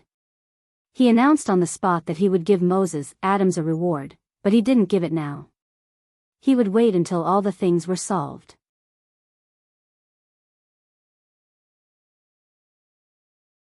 Chapter 765. Moses Adams knows that Jiang Hai has never been a stingy person. Naturally, he also cares about such verbal rewards because he knows that this is what he can get. Boss, someone should contact you soon to register the transfer of shares at Google's headquarters. You can go there when it is convenient for you. The transfer of shares is not the transfer of shares. Especially for a big company like Google, they have to examine the temperament of each shareholder. Although it was only 2% or 2%, it could be said that for a large company like this, it was nothing. But after all, Jiang Hai also has the right to vote, so it is inevitable to check his character. If Jiang Hai is really bad, then they may not let Jiang Hai join the board of directors. They may even directly convert the shares in Jiang Hai's hands into shares, so this place must be visited. Let's talk about it later. It is summer recently. Even if Jiang Hai doesn't understand these things, he knows that the headquarters of high-tech companies like Google and Apple are in California. It is summer now. Why would he go there? Why would he go there? Okay, they contacted me. I will confirm the time with you. Hearing Jiang Hai's words, Moses Adams also knows that Jiang Hai hates the heat there. In fact, he also hates it. As Jiang Hai's lawyer, if Jiang Hai goes there, he must also go. In this case, it is better to wait until winter. California is a good place in winter. This time, there is a channel for promotion. Hanging up the phone, Jiang Hai sat on the recliner, his face full of excitement. It is said that people who like to smile will have a good fate. In fact, it is understandable when you think about it. People with bad fate can't smile. Look at you, you are not leaving again, right? Watching Jiang Hai hang up the phone, Qi Jie glanced at him, then asked him somewhat ambiguously. Although she and Jiang Hai usually bickered, this was also a love-hate relationship. To be honest, she really didn't want Jiang Hai to leave her, even if she wasn't the only woman by his side. Don't worry. He probably won't leave for the next few months. We'll talk about it again in winter. Jiang Hai smiled and said to her. Hearing that Jiang Hai would not leave in the near future, Qi Jie glared at him and then continued to bask in the sun. At this time, Jiang Hai also saw that the charcoal fire had been completely lit in the distance. He walked over and put in some new charcoal. Jiang Hai thought for a moment and then walked over to Qi Jie and Qi Ya. It's a bit monotonous to just eat barbecue later. I'll go catch some seafood. What do you want to eat? Looking at the two women, Jiang Hai also asked them. Hearing Jiang Hai's words, several people here looked over. The sea was ruthless, but everyone knew that Jiang Hai's swimming was not ordinary. Hearing Jiang Hai's words, several people here remembered, but Qi Jie and Qi Ya didn't speak yet. In the distance, Jia Lina whispered first, if it's not troublesome, you can bring me a few squid. Hearing her words, Jiang Hai couldn't help but walk over and give her a slap on the butt. What trouble are you talking to me about? Really? Hearing Jiang Hai's words, although Jia Lina didn't say anything, she was very happy in her heart. Just like what Jiang Hai said, he also regarded her as a family. This kind of feeling, she didn't have before. Hearing Jiang Hai's words, Qi Ya thought for a moment and said to Jiang Hai, I want to eat codfish. If you have one, just catch one. It doesn't have to be too big. I want black codfish, not silver codfish or codfish. Me? I want to eat shrimp. You can do whatever you want. At this time, Qi Jie also said. After hearing their words, Jiang Hai made an okay gesture, then went to the four-wheeled motorcycle in the distance, took out a spear gun, which is used to shoot codfish, and added a metal net bag. After taking it, he asked the others what they wanted to eat, but these people didn't have anything to choose because they were playing now. After confirming, Jiang Hai also walked into the sea, then plunged into the water. At first, he was floating, but after swimming for about 10 minutes, after confirming that everyone couldn't see him, Jiang Hai also plunged into the sea. Jiang Hai entered the sea more comfortably than on land, and his speed was faster. He ignored the water pressure and almost instantly dropped below 10 meters. Compared with the 30 degrees outside, the sea was much colder. Above 5 meters, it was still okay, about 20 degrees, but below 5 meters, below 10 meters, but fortunately, Jiang Hai was already prepared, so he didn't care. After diving about 20 meters, Jiang Hai stepped on the water while preparing the ingredients to be roasted today. Just now, Qi Jie, Qi Ya, and Jia Lina ordered shrimp, codfish, and squid. Shrimp was at the bottom of the sea, there was no need to worry. Jiang Hai really had to look for codfish, as for squid, whoosh. As Jiang Hai stretched out his hand, a squid the size of 2 palms was caught in his hand. What a joke! Squid was raised by Jiang Hai as fish to be eaten. It would be strange if there weren't a lot of them. Originally, these squid, even if they grew for 5 years, were almost the size of a palm, but Jiang Hai's feng shui was good. The squid here were not small. Generally speaking, they were the size of 2 palms.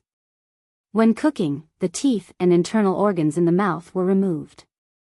Whether it was held with an iron clamp, roasted on charcoal, or taken back to cut into pieces, wrapped in bread powder, fried, or made into an iron plate squid, the taste was quite good. Together with the garlic chili sauce from China, the taste was indescribable. It tasted better than the best food sold on the street. At least, Jiang Hai liked it very much. While looking for haddock, Jiang Hai grabbed some squid that swam past him. In fact, the squid didn't swim slowly, but Jiang Hai's reaction speed and hand speed were too fast. These squid didn't have time to react at all. They were caught by Jiang Hai and stuffed into the small bag. Not long after, there were more than a dozen squid in the bag.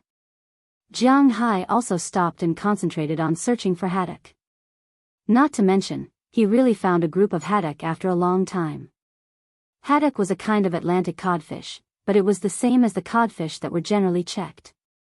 These haddock were named because of the black line around them, but their main habits were also different from the general codfish.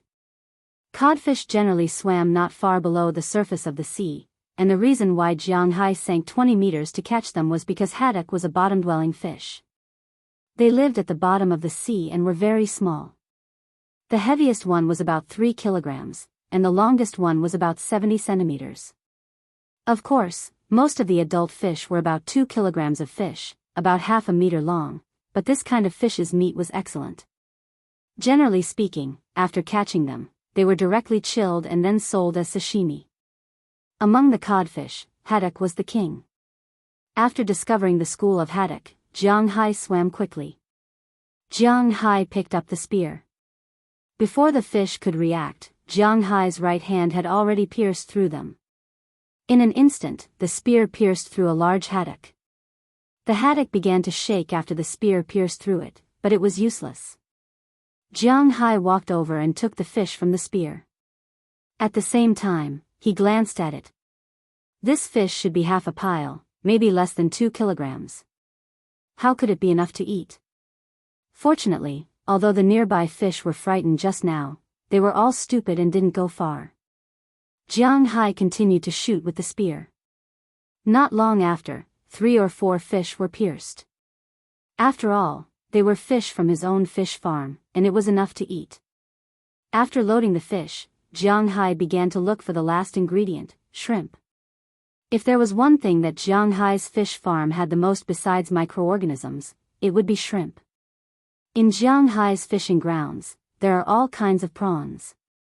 He raises black-spotted prawns, bamboo prawns, Arctic sweet prawns because the water quality is particularly good. There are all kinds of prawns under the sea, mantis prawns, and so on. In Jiang Hai's fishing grounds, there are almost a dozen or 20 kinds of prawns. However, in the eyes of a famous foodie like Jiang Hai, shrimp were actually divided into 3, 6, and 9 grades. Some shrimp are suitable to be eaten, some shrimp are suitable to be boiled, some shrimp are suitable to be made into garlic shrimp, and some shrimp are suitable to be grilled. Now, Jiang Hai was looking for delicious roasted prawns.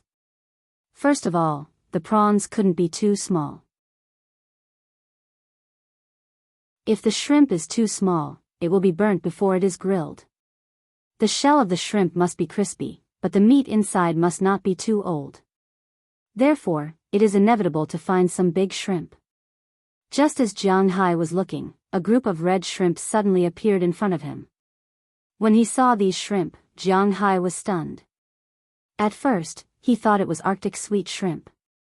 But when he looked carefully, he found that these shrimp were not Arctic sweet shrimp, but a new kind of shrimp.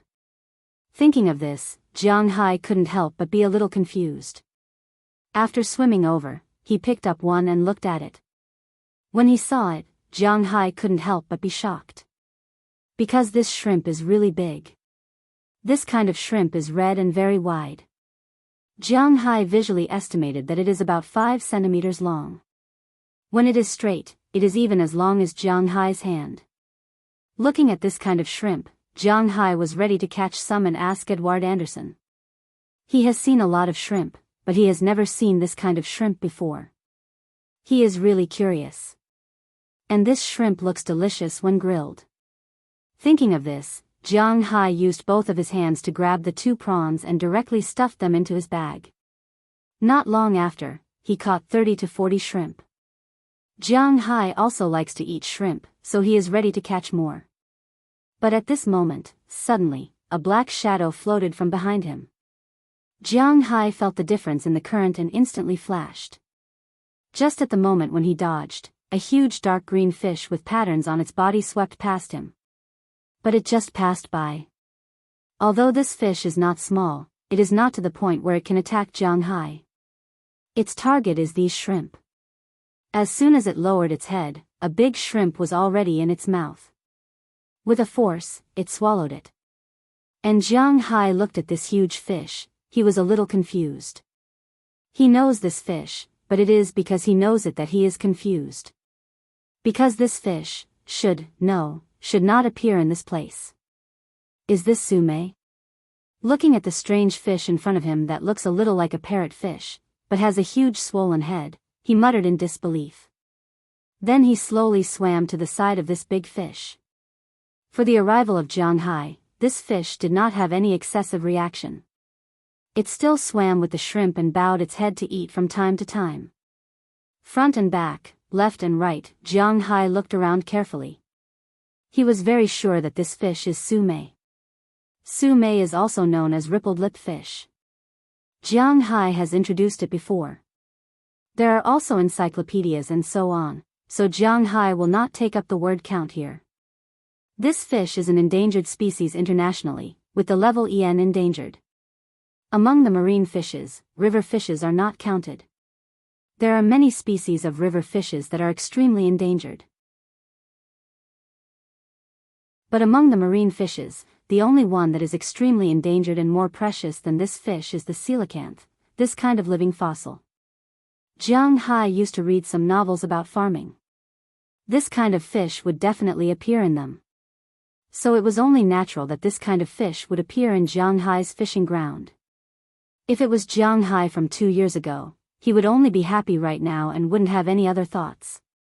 But because Jianghu had learned a little in the past 2 years, he knew that this kind of fish would definitely not appear here. Because this kind of fish only appears in the Western Pacific Ocean and the Indian Ocean, that is to say, it is unique to Asia. If you look further, there is no such fish in Europe. How can such a fish appear here? Just when Jianghu was puzzled, something that made him even more puzzled happened. Because it seems that this fish did not come by itself. After swimming with this fish for more than 10 minutes, Jianghu also swam to the coral reef not far from his shore. Compared to the famous diving coral reef, most of the corals in Jianghu's place were reef-colored and gray, so they looked lifeless. But for fish, such corals were no different from those colorful corals. As these shrimp that Jianghu did not know crawled into the coral reef, a few humphead wrasse of different sizes emerged from the coral reef. Looking at these fish, Jianghu was confused. What the hell is this? Why is there a humphead wrasse here? And it is not only one that is lost, but there are 1, 2, 3, 4, 5. There are a total of 9 humpheads. This can already be regarded as a small community, but why are they here? I don't understand.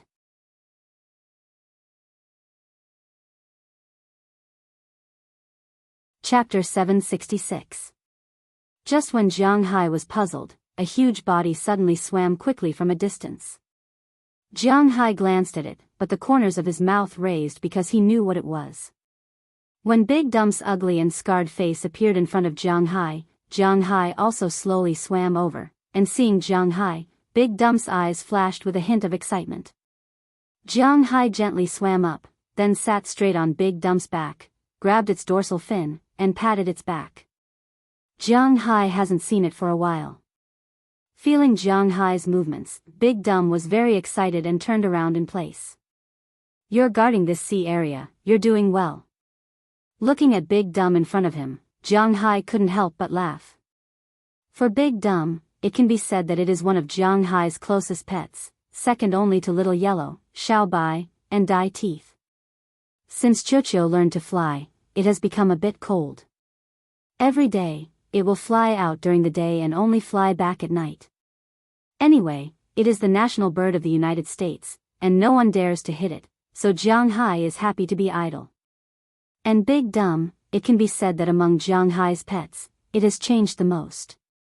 When Big Dumb was first caught by Jiang Hai, it was just an ordinary sand tiger shark, but now, you can no longer see a trace of a sand tiger shark on its body. Now, with the constant nourishment of aura and its body's limit of eating, Big Dumb has grown into a giant in the sea. It is the absolute top killer in the sea, and the most famous killer is the great white shark. But generally speaking, the body length of a great white shark is about 4 to 6 meters, and it weighs more than 2 tons. The largest known great white shark is 7.2 meters long and weighs 3,200 kilograms, which is more than 3 tons. This is already the largest predatory fish in the sea. Whale sharks are bigger, but they are harmless. Whales are not fish. But the original overlord of the sea is just a fish in front of Big Dumb at this time. At this time, Big Dumb's body length was more than 10 meters, about 12 or 13 meters. It was already bigger than the great white shark. Even if it was a killer whale, it was still weak. Its body weight was almost 10 tons. Its whole body was black and shiny, and its eyes were full of spirituality. It was a perfect and smart killing machine. Since Jiang Hai discovered that the mountain lion that absorbed his aura mutated, he also paid some attention to the legendary extinct animals. Jiang Hai's situation at this time, he doesn't know what will happen, but he knows that it will not be bad. It was said that the largest shark that had ever existed in the world was the megalodon. Its body length was about 18 to 30 meters and its weight was 60 to 80 tons. It was known as the strongest sea creature in history. It was even stronger than the legendary Pleurodon. Because dinosaurs also need to breathe, they need to show their heads out of the water, but this shark does not need to. Of course, this megalodon did not live in the same era as dinosaurs. Dinosaurs went extinct 65 million years ago. But megalodon lived from 28 million years ago in the gradual epoch to 2.5 million years ago in the Pleistocene epoch. Looking at this big fool, Jiang Hai was also thinking, if one day it really grows up to be like that, then it would really be quite interesting. After patting Big Dumb, Jiang Hai channeled some aura into it. Feeling the aura entering its body, Big Dumb was even happier, but it was not happy for long before it was stopped by Jiang Hai. Then Jiang Hai pointed to the humphead wrasse. Big Dumb looked at Jiang Hai's gesture, thought for a while, and probably understood Jiang Hai's meaning. Jiang Hai's pets are all very intelligent. It probably guessed that Jiang Hai was asking where these fishes came from. After knowing what Jiang Hai meant, Big Dumb also quickly swam towards the outer sea. Big Dumb's speed in the sea was much faster than Jiang Hai. Not long after, they were far away from the shallow sea area. By the time Jiang Hai reacted, they had already swam to the outer sea. Following the direction where Big Dumb swam, Jiang Hai found a huge school of fish in the distance. Why is it a huge school of fish? Because the size of this school of fish is not ordinary. After swimming closer, Jiang Hai couldn't help but smile when he saw it. The size of these fish is inevitable, because these huge fish are made up of Big Dumb's wife and the 14 dolphins. Big Dumb's wife also absorbed a lot of aura. At this time, although it is not as big as Big Dumb, its size is not small. It is about 8 meters tall, a pair of small black eyes. After seeing Jiang Hai, it also excitedly turned around. After all, Jiang Hai and Big Dumb husband and wife have fought side by side. The 14 dolphins were also very excited when they saw Jiang Hai, but they did not move much and still maintained their original formation. Seeing their appearance, Jiang Hai felt a little strange at first, but after taking a closer look, he found that they are really powerful. Because at this time, these fishes are driving other fishes into Jianghai's fishing ground. What caught Jianghai's eyes were two very expensive Atlantic blue guns. Those sume were driven here by you? Seeing the Atlantic blue guns running into his fishing ground in a panic, Jianghai couldn't help but feel a little funny, so he patted Big Dumb's head and asked him. Hearing Jianghai's words, Big Dumb happily swayed back and forth. Although Big Dumb and the others were sharks, they had eaten a lot of spiritual qi. Naturally, they also had some basic intelligence. As for the dolphins, they were the same. Dolphins are originally smart, and with the aura from Jianghai, these dolphins are even smarter. Why is Jianghai's fishing resources so developed? First, it is because the seaweed here is very good. The second reason was because Big Dumb and the others had nothing to do, so they would go to the Atlantic Ocean and bring the more valuable fish back to Jianghai's manor. And as they got stronger and stronger, the places they went were also getting farther and farther. These sume actually went astray. They originally lived in the Indian Ocean, but they accidentally swam into the Mediterranean Sea, and then to the Atlantic Ocean. When they wanted to go back, they were stopped by Big Dumb and the others. They were brought to Jianghai's fishing ground. These sume were originally unwilling to come to such a cold place, but when they saw the seaweed, small fishes, and so on, which were rich in aura, they felt that it was okay to live here, so they stayed. Of course, this is all in Jianghai's imagination. He doesn't know the specific situation, but he knows that Big Dumb and the others have done a good job. Good job. Patting Big Dumb again, Jianghai encouraged him. After playing with Big Dumb for a while, Jianghai also rushed back to the shallow sea and returned to the shore. When he came back, Qi Jia and the others were indeed a little worried. Because Jianghai has been in the sea for more than an hour, they were also afraid that Jianghai had an accident. Now that Jianghai came back, they didn't care. After taking out the ingredients in the bags, Jianghai also looked at the red shrimp he brought back. Sume was caught by Big Dumb and the others. Jianghai knew this. But what's the matter with this shrimp? After handing the things to Qi Jia and the others, Jianghai was ready to ask Edward Anderson and the others. Knowing that Jianghai has something to do, Qi Jia and the others didn't have to stop Jianghai, so they told him to go and come back quickly. At the same time, under the command of Qi, everyone began to pack up the seafood. Jianghai quickly came to the dock and stopped Edward Anderson, who was about to go back to sleep. Boss, what's the matter? Hearing Jianghai stopping him, Edward Anderson couldn't help but ask with some doubts. I went to the sea to catch shrimp today, and I saw a lot of this kind of shrimp. I haven't seen it before, so I came to ask you. Looking at Edward Anderson's puzzled eyes, Jianghai also took out the shrimp he caught and looked at him and asked. The fish was caught by Big Dumb. This is normal, but it's impossible for Big Dumb to get the shrimp. This is not normal. This is Argentinian red shrimp? Why is there Argentinian red shrimp here? As soon as he saw the shrimp, Edward Anderson was also stunned, and then said with some uncertainty. Hearing his words, the fishermen who haven't left yet also came over. It's indeed Argentinian red shrimp. I went to catch it when I was in South America. Looking at the shrimp, Andrew Christian said with a puzzled face. This kind of shrimp is only produced in the southern hemisphere, near the South Pole. How can there be one here? I'm also puzzled, and there are a lot of this kind of shrimp. Hearing his words, Jianghai also scratched his head, indicating that he didn't quite understand. No matter where this shrimp came from, boss, you picked it up again this time. This shrimp is not cheap. Hearing Jianghai's words, Edward Anderson grabbed the big shrimp and couldn't help but laugh. Argentinian red shrimp is a wild shrimp that grows in the southern waters of Argentina. Because it is close to the South Pole, it is a deep-sea wild shrimp. It is still very popular all over the world. The quality of the shrimp itself is good, and the most important thing is that it is big. So it is very popular in China, and in some restaurants in China, it is even sold by the price. This is not a scam. The shrimp is bigger than a palm, and it is not excessive to sell it by the price. And there are many ways to cook this kind of shrimp. Roasting is one of them, and even its meat is delicious and can be made into sashimi. Of course, Jianghu doesn't eat that kind of thing, but it doesn't prevent him from knowing that this shrimp is also worth a lot of money.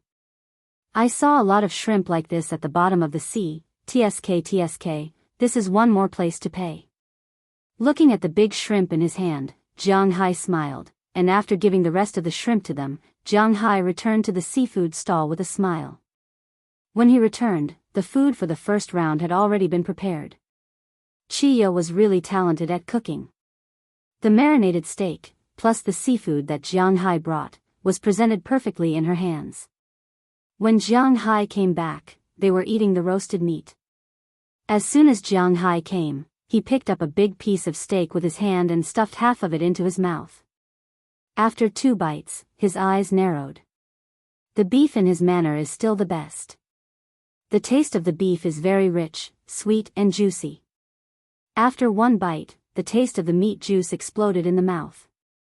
Although it is roasted, there is no taste at all. To be honest, you can't eat such delicious steak outside. Have you figured out what is going on? Seeing Jianghu eating as soon as he came back, Qi Jia, who was roasting fish on the other side, couldn't help but ask Jianghu. To be honest, she also felt that the shrimp was a little too big, so big that she didn't dare to eat it. No problem, the shrimp is edible. The species should be called Argentina red shrimp. I don't know where it came from, but there is no problem eating it, and I heard that it tastes good. Hearing Qi Jia's words, Jianghu also sat next to her, eating the steak while looking at the red shrimp on the side. He didn't know whether it was delicious or not, but he could try it. Is that so? Hearing Jianghu's words, Qi Jia curled her lips. Since they have already caught it, then let's try it. He called out to Chia, and Chia handed the matter of roasting the meat to Aphrodite. Then, she came over and took out a thin needle from who knows where. She then grabbed the shrimp that was still moving and began to peel off the shrimp strings. Logically speaking, this kind of shrimp would be frozen when it came out of the water, but Jianghu and the others were eating it now, so it didn't matter. After picking out the shrimp line, Chia used a pair of tongs used for roasting squid, just like how she usually roasted shrimp. Then she put it on the fire and roasted it slowly. This had to be roasted slowly over a small fire, so that not too much gravy would be lost, and the shell would also be very crispy.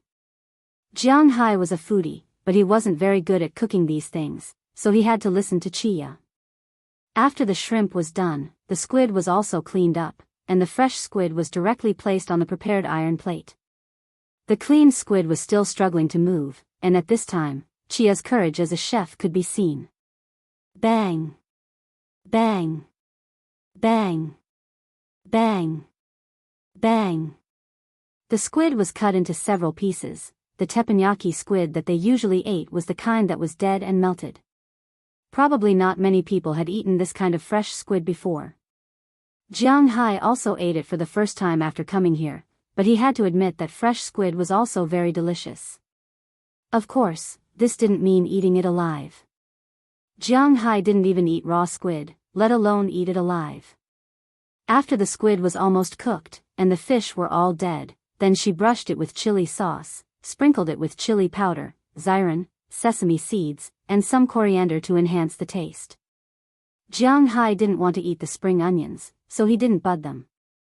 After the fragrance of these things was also exposed, he directly put the cut squid into a small bowl, and used a toothpick to eat. After the first bite, Jianghu's eyes narrowed again. The squid in his manner was still the best.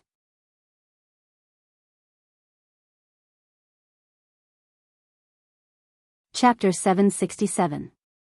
At night, a gentle breeze blew in the Alabakian mountains. The small village that had been rebuilt was still lifeless. After all, a lot of people died in the last conflict.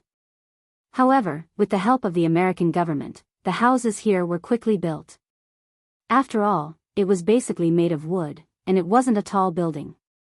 It took the construction team 3 days to come in, and they used the local materials to build the house in 2 days. When they left, they even reinforced the walls to prevent people from coming over to cause trouble. They also specially installed a solar-powered satellite phone. Jianghu was not here all the time. It can be said that the government only left when everything was almost done. However, although they had a new house to live in and the people who attacked here were wanted, the faces of the people in this tribe were still very gloomy. The men were thinking that they were too cowardly. They didn't even have a chance to fight back when the other party came knocking on their door. Especially those who had the ability to compete for the title of the strongest warrior. In their eyes, they were really too shameful. So these days, they were a little unhappy and angry at themselves. At the same time, they also stepped up their training. After Tarak's brother, Patton, got Jianghu's August, Jianghu didn't take it back. It's just a gun. After he goes back, he will get a better one. With this gun, Jianghu will leave it to him. With this gun, he will become the leader of these young people. On the other hand, some of the old and weak women were worried about another thing.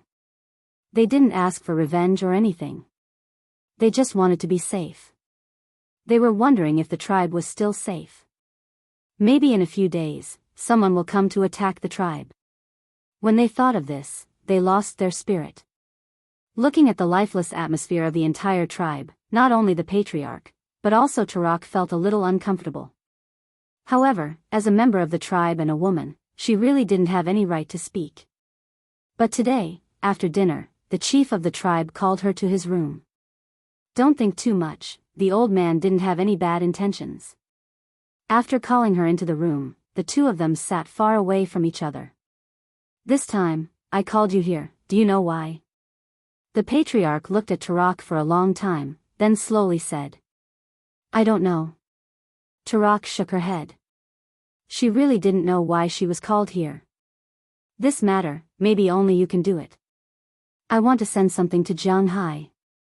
Looking at Tarak's doubtful eyes, the old man didn't care. After a chuckle, he slowly said to her. Hearing the old man mention Jianghu, Tarak's eyes lit up. Women worship heroes. Of course, in the current world, women worship more heroes with money. But in this tribe, they still maintain the ancient civilization. Jianghu showed his power that night. But in the eyes of many women in the tribe, if Jianghu stayed here after that day, as long as he hooked his finger, there would be many women willing to accompany him. Tarak was one of them. Moreover, she was the only one who had close contact with Jianghu. After all, they slept in the same room that night, although one was on the bed and the other was on the floor. Remember, you must definitely pass this thing to Jianghu. Then, you must listen to Jianghu's arrangements. Seeing that Tarak was a little distracted, the patriarch whispered and called her soul back. Then, he took out an envelope from his pocket. This envelope was specially taken from the police station before he left. Otherwise, this thing would be very precious in the mountains. After passing the envelope to Tarak, the patriarch said seriously. Okay, I understand. Hearing the patriarch's words, Tarak also said seriously. The next morning, Tarak took her luggage and left the tribe. Only two people knew that she was leaving. One was the patriarch, the other was her brother, Patton. After Patton knew that she was going to look for Jianghu, he didn't say anything. He just gave her a talisman from when he was young and asked her to bring it to Jianghu. Tarak left, but no one knew how long she would be gone. After all, it took Jianghu 2 days to drive in a straight line. She was now walking from the tribe to Winthrop, which wasn't an easy thing to do. At this time, Jianghu also encountered something that wasn't very easy, at least in his opinion. This was the case. These bastards, they are serious. Edward Anderson looked at the things displayed on the radar and said to Jianghu in a deep voice. Jianghu was also standing in the small house at the dock, frowning as he looked at the red dots in front of him. Each red dot represented a ship. His fish farm was invaded. The incident started 3 days ago. Everyone knew that there were fish in Jianghu's manor. The fish in Jianghu's manor were very valuable. This was something that everyone in Boston knew very well. Money moved people's hearts. It was such a simple question. Jianghu had a lot of influence in the upper echelons of Massachusetts, and he also had influence in Winthrop.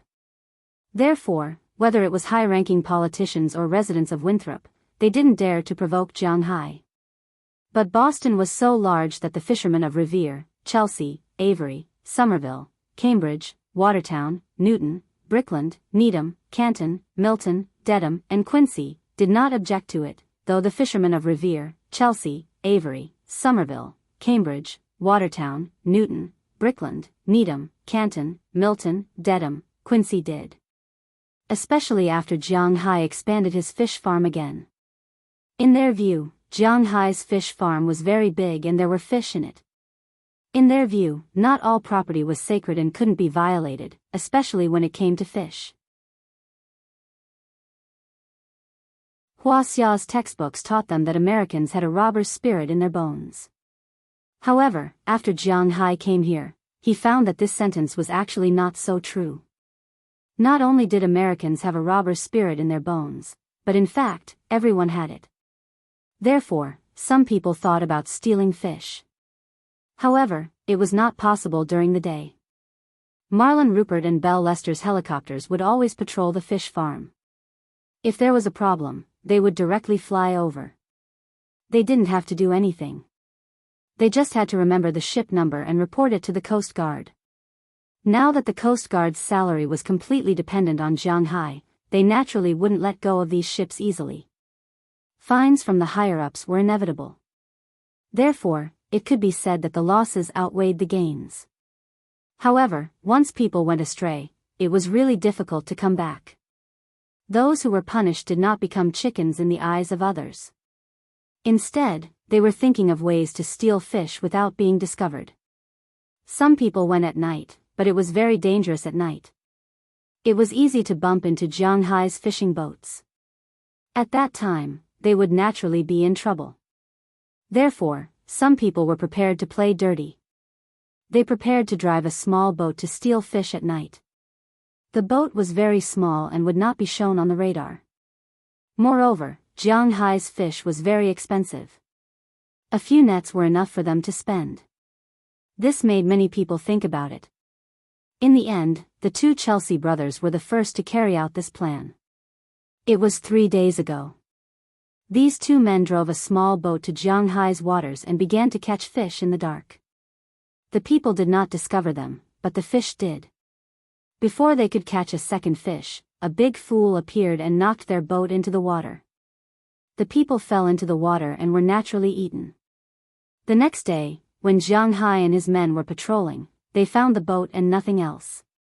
After reporting it to the Coast Guard said that the boat was knocked over by a big fish. The people should have been killed. This happened in Jianghu's waters.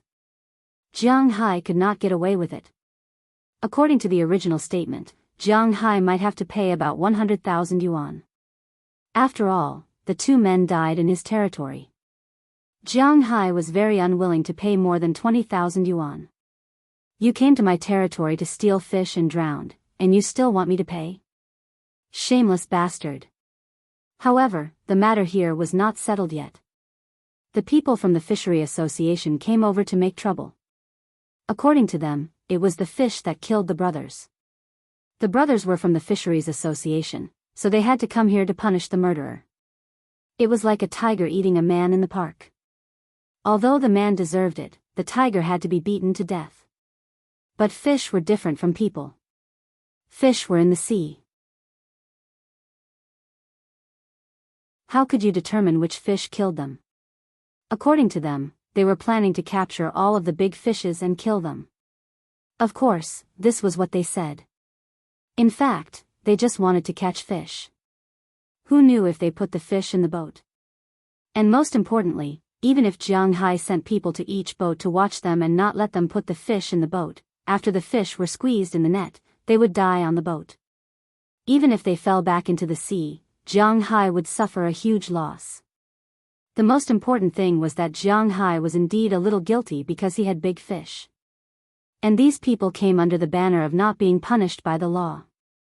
Such a banner was the same everywhere. After 2 days of negotiation, Jianghu did not give up an inch of land. Today, these people were going to fight. The densely packed fishing boats came directly to Jianghu's fishing ground. They planned to empty Jianghai's fishing ground in one go. Damn, Mayor Cartwright, don't you have anything to say? Looking at these fishing boats rushing over, Jianghai gritted his teeth and said to Tommy Charles beside him. Hearing Jianghai's words, Tommy Charles's eyes were shining with hatred. Mayor Cartwright went to ask. They said that this is a civil dispute. Before there is bloodshed, the police are not suitable to intervene, but the Constitution of the United States stipulates that everyone's property is sacred and inviolable. If you fight back, it is in accordance with the Constitution. Hearing Jianghai's words, Tommy Charles said helplessly. There was really no way to say this. Damn, these damn politicians. Jianghai understood the words of these people as soon as he heard it. They mean that this is Jianghai's territory, so he can fight with them. If you fight with them, they will suffer in silence. They will not be counted as you taking the initiative to attack, so there will be no trouble. It looks good, but one must know that Jianghai's opponent was not one or two ships, but dozens of ships. On each of these boats, there are more than a dozen people, adding together, there are hundreds of people. Will Jianghai believe that they don't bring weapons on board? If he fires at them, won't they shoot at him? Jianghai only has one helicopter against dozens of boats. It's really amazing that they can say that. It's really unreliable, we can only rely on ourselves.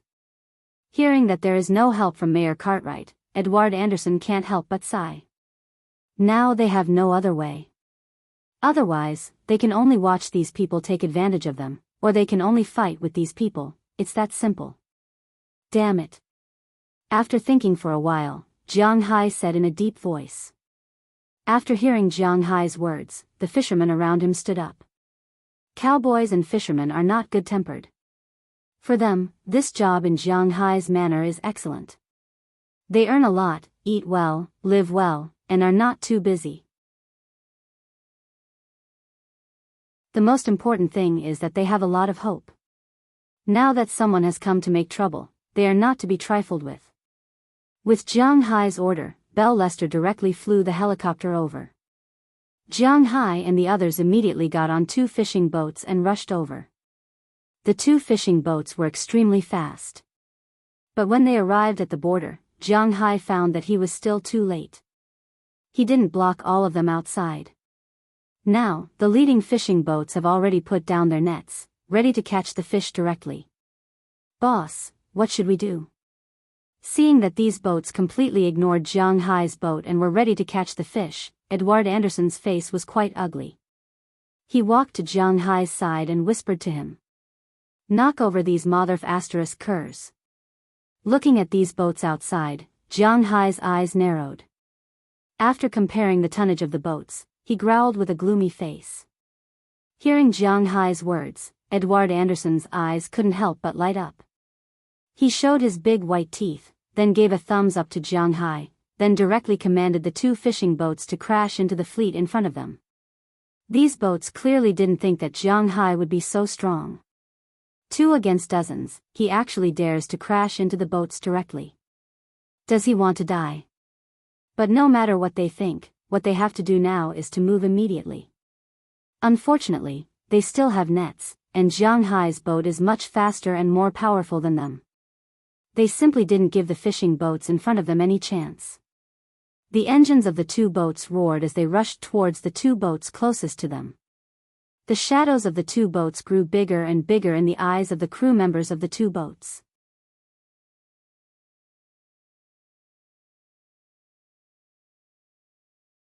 Chapter 768. When Jianghai bought the boat, he was afraid that the boat would not be sturdy in the sea. This could be seen when he looked back. Jianghai was greedy, lecherous, and afraid of death. Of course, his fear of death was actually at the forefront. There was no one who was not afraid of death, especially people like Jianghai. If he wanted money, he had money. If he wanted women, he had women. There was nothing to worry about. Although this kind of life was very unambitious, what was the point of pursuing a beautiful life here? Therefore, he did not care about being a salted fish. However, he was very clear about one thing. He had not had enough of this kind of life. Although he did not have such a life when he was building the boat 2 years ago, at least his life back then was quite good. He built his offshore fishing boat according to the standards of ocean-going fishing boats. The sturdiness, degree, and size were indeed far from what these fishermen's boats could compare to. With Jiang Hai's order, the two fishing boats collided with the boat in front of them that was preparing to collect the net. Clang! Clang! When the two boats collided, they almost instantly knocked the opposite boat back and directly lost control. The people on the other side did not expect that Jiang Hai would actually collide with them. He did not give them a chance at all. Immediately, a few fishermen were hit and fell into the sea. Fortunately, which sailor did not know how to swim? After falling into the sea, they swam far away in the blink of an eye. They were not prepared to face Jiang Hai's boat head-on in the water. On Jiang Hai's side, because they were the aggressors, they held on tightly. This collision caused a lot of shaking, but nothing happened. After stabilizing the boat, Jiang Hai and the others also looked at the other boats. Let's teach these guys a lesson. While they were checking the other boats, those fishing boats were also frightened. The small fishing boats that originally put down the net were trying hard to retrieve the fishing net at this time. They did not want to be like the other two boats. If they were hit like this, the owners of the other boats would probably be heartbroken. Many fishing boats that were close to the two boats also saw the miserable state of the two boats. A large part of the bow was caved in from the collision. Why did a ship have a bow? It was to look like one. This had a lot to do with dynamics. Now that there was such a large dent, there was no way to directly sail out to sea because it would be very dangerous. No one could predict the outcome of such a huge wave. As for the money, they didn't know if Jiang Hai would give it to them. If Jiang Hai didn't give them any money and they had to pay for the repairs themselves, they wouldn't be able to fix it without more than $10,000. That would be a month's work for nothing. If Jiang Hai knew what they were thinking, he would chuckle. They are really shameless. They invaded his waters, forcibly stole his fish, and now they want him to compensate them for repairing their ships. Although Jiang Hai has a lot of money, this money belongs to Jiang Hai. Why should he give it to others? In China, there were some people like this who specialized in moral kidnapping. They stood at the top and scolded people every day. If there was a natural disaster, they would scold those rich people and say that they should donate as much as they wanted. If they didn't donate, they would be letting their conscience down. They would be trash, scum, and sinners of the nation. In the beginning, Jiang Hai was just watching for fun. But now, he had entered this level. At this time, he had to say, why should he? He was willing to donate as much as he wanted. If he didn't donate, it would still be his money. Why should others decide how to spend his money? Like now, perhaps some people will say that it's just some fish. Jiang Hai's beef makes a lot of money every year. Opening up some waters to these fishermen, everyone can earn money together. Isn't that a good thing? Some people would also say that Jiang Hai should go back to China and announce the use of spiritual energy. Then, Wuxia would take off and become the new overlord of the world. But it was still the same question. Why should he? Every single cent of Jiang Hai's money belonged to Jiang Hai. How much he wanted to donate and who he wanted to donate to was his freedom. He was willing to do so. These people wanted to impose their will on him. This was completely impossible. After coming to Winthrop, someone had done this once. It was when Winthrop was recruiting factories. At that time, Jiang Hai let the people of Winthrop know that he was not the people's servant. He was the people's boss. It was useless to talk about the interests of the masses with him because he could flip the table and quit at any time. He didn't care what was on the table. If there was a hot pot, he would flip it over without hesitation. He was so hot-tempered. It was obvious that these people had not figured out Jiang Hai's pulse yet. Seeing these fishing boats scatter in panic, Jiang Hai couldn't help but sneer. Then, he looked at the largest fishing boat. Hit that guy. Jiang Hai had seen this fishing boat before. He had seen it when he went to Boston to sell fish. Edward Anderson had told him that this fishing boat belonged to the president of Boston's Fishing Association. This time, he was the one who had started it. Jianghu wouldn't let him get away with it. Jianghu pointed his finger and gave the order to the two boats. After receiving Jianghu's order, the two boats quickly collided with the big boat that had not had time to completely retract the net. Seeing Jianghu and the others aggressively colliding with them, the sailors on the boat were honestly a little confused. Some people subconsciously wanted to run to the stern of the boat. On the uppermost deck, the president of the Fishing Association was standing there with his son. In fact, these people had been eyeing Jianghu's fish farm for a long time. But because Jianghu was a person who lived in seclusion compared to ordinary rich people, they couldn't find any fault with him. In addition, Jianghu himself had not made any profit from this fish farm in the past 2 years. If they couldn't see the fish farm being sold for money, they could ignore Jianghu's fish farm. But this year, when it was sold for money, these people couldn't sit still. People in Wuxia would do whatever they saw was valuable. For example, when they saw that Jianghu was making money by raising fish, they would buy a piece of water and raise fish themselves to make money. But Americans were different. They didn't have the habit of raising fish. In their opinion, those who raised fish in a piece of land were all fools. Because fish were mobile, especially if the fish inside were valuable, it would be like touching their own cake. So for them, stealing fish was inevitable.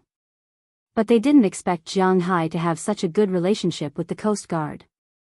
Stealing fish once could earn a few $1,000s, but when they went ashore, they would be fined 3 times the amount, and it would be rounded up. For example, if they stole Jianghu's fish, which was worth $10,100, they would be fined $11,000.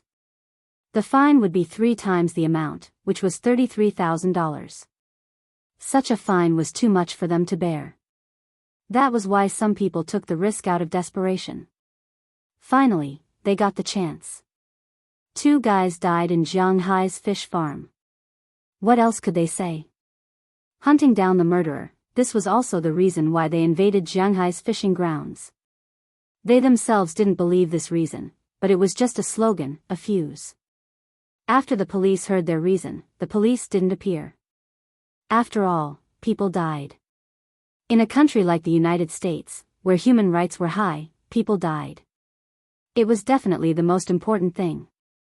It could easily escalate to the level of human rights. These people wanted Jianghu to hand over the murderer, but Jianghu refused, so they came to catch the murderer themselves. This was inevitable. Although this was a farce, the police couldn't get involved. But the police also gave Jianghu authorization. Like now, these fishermen would definitely be at a disadvantage. These sons of B*cheese, I'll just kill them. Looking at the 2 fishing boats, the chairman's son on the fishing boat couldn't help but curse. Then, he picked up a double-barreled shotgun and prepared to shoot. But seeing his son's appearance, the chairman pressed his hand down. Guns are absolutely not allowed. Looking at his son, the chairman said calmly. Why? In my opinion, this sea belongs to all of humanity. Anyone who wants to come and fish is fine. These fellows have taken over this sea and even dared to crash into our ship. Hugging them to death is a light punishment. Hearing his father's words, his son couldn't help but roar furiously. Stopping people from making money is like killing their parents, especially when they learn that Jianghu's fish may be worth billions. This hatred is almost enough to kill their whole family, so it's no wonder this guy was so impulsive. Look at the person in the helicopter. That person retired from the Triangle State Army. He is now a cowboy and Jianghu's bodyguard here. Why didn't he move from the helicopter? That's because he was waiting. Waiting for us to shoot first, then he can shoot. Are you going to compete with someone from the Triangle State to see who's better at shooting? Hearing his son's words, the chairman said very plainly. Although he doesn't understand the Wuxia culture, he still understands the principle of knowing the enemy and knowing oneself. He knows that he can play rough with Jianghu in the rules, but he can't play dirty, because Jianghu's power is not something he can compare with. He is not stupid. He heard the news that those punks in B City attacked Jianghai's manor. So many people were killed by Jianghai. They are not professionals, so it's better for them not to come and make a fool of themselves. Therefore, before coming here, he clearly forbade Jianghai to fire first. Otherwise, they can't fire their weapons. If they shoot, then it's really easy to blow things up to the point of wiping out their reason. Damn it, then we just watch them hit us? Hearing his father's words, the man couldn't help but say angrily. How is that possible? Hearing his son's words, the chairman couldn't help but smile. As he waved his hand, several sailors pushed out 2 small cars in an instant. There was a belt on the small cars, a huge nozzle, and a slender pipe connected to the boat. Seeing this thing, many people on the fisherman's side couldn't help but brighten up. Water cannon. Dad, great move. Seeing these 2 things, his son laughed for the first time, and then without saying a word, he went over and picked one first. Looking at Jianghai's 2 boats getting closer and closer, he also smiled evilly and pointed the nozzle at them. Start. With the chairman's order, the 2 nozzles were turned on at the first time, and then a huge stream of water gushed out from these 2 nozzles in an instant. When looking at these 2 water jets, Jianghai was also shocked. High-pressure water gun? No, it's a high-pressure water cannon. Looking at the water jets rushing over like a water dragon, Jianghai couldn't help but say with a dumbfounded expression. But hearing his words, Edward Anderson narrowed his eyes and said helplessly. At the same time, his hand was also quickly turning the steering wheel, preparing to avoid the impact of the water gun, but unfortunately, this was impossible. Peng peng. 2 sounds were heard as 2 streams of water rushed towards the bow of Jianghai's ship. The huge impact force, although it was not like the collision of 2 boats, will not break the bow, but the huge impact force still made the bow a little bit off course. The original course of the collision with the big boat changed in an instant. It was impossible to force it back, because the closer it was, the greater the power of the water jets, as if there was a giant holding a stick and forcibly pushing Jianghai's boat away. Seeing this situation, Edward Anderson directly turned the steering wheel and drove half a circle to the back. Marin Rupert, who was driving the boat on the other side, did the same. They knew that with these 2 high-pressure water cannons, they couldn't do anything. Ha, who told you to be arrogant? Come and hit us, UF King Hua Xia. This is the United States, not a place where you can be arrogant. We will take over your territory. Seeing Jianghai in front of him driving half a circle to the back, the son who turned off the valve only after the water cannons couldn't hit Jianghai couldn't help but stand on the bow and shout loudly. Hearing his shout, the small fishing boats on the other side also laughed. Hearing their laughter, Jianghai's complexion became quite bad. He had seen this thing on TV before. Many countries would use this weapon to protect disputed territorial waters. Not only would it not hurt people, it was also very deterrent, and it was not strong enough to cause friction. But Jianghai didn't expect that these guys would use this thing to deal with him. Damn it, damn it, damn it, I want to get this thing too, kill them. Looking at the 2 high-pressure water cannons in front of him, Jianghai's face was as ugly as it could be. It was the first time he was bullied like this in front of his home. Shameless. Dalton Green of the Ocean Temple should have this thing. I can't take this lying down. Hearing Jianghai's words, Edward Anderson took a deep breath. To be honest, it wasn't easy to make this old man so angry. However, these guys had succeeded in arousing Edward Anderson's hatred. Looking at the flaunting fishing boats in front of them, their faces were quite ugly. After seeing Jianghai's ship being repelled, Edward Anderson's face turned ugly. Those greedy fishing boats still wanted to catch fish, but at this time, 2 Coast Guard helicopters came from nowhere.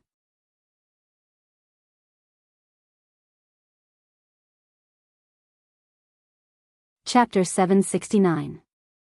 Jianghai, we will give you 3 more days to think about it. If you don't hand over the murderer, then we will catch him ourselves. Seeing the Coast Guard coming, these fishermen also knew that today may be the end of the day. The president over there came over and after speaking through the radio, He waved his hand and left with his fishing boats one after another. Looking at the backs of these boats leaving, Jianghu was really angry. He hasn't been angered like this for a long time.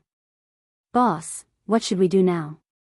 Under the Coast Guard's policy of smoothing things over, today's matter was finally left unsettled. But it was obvious that the other party had finally found an opportunity to invade Jianghu's fishing grounds. They would not let Jianghu off so easily. But how to deal with these people? Jianghu does have some headaches. These people can't be beaten, and it is impossible to play dirty. But this stubbornness, when would it end? When he thought of this, Jianghu felt a headache. What should I do? Fight? After thinking for a while, Jianghu gritted his teeth. Since it is now impossible to stop halfway, then he has nothing to say, just one word, fight. He has never been a good person, so now that others are bullying him, there is absolutely no reason for him to be afraid. Uncle Ai Hua, didn't you just say that there are water cannons in the sea temple? But if they wanted to do it, they had to have weapons.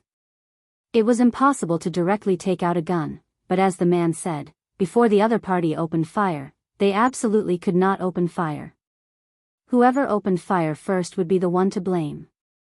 This point, whether it was the mayor or the police, they had already told Jianghu.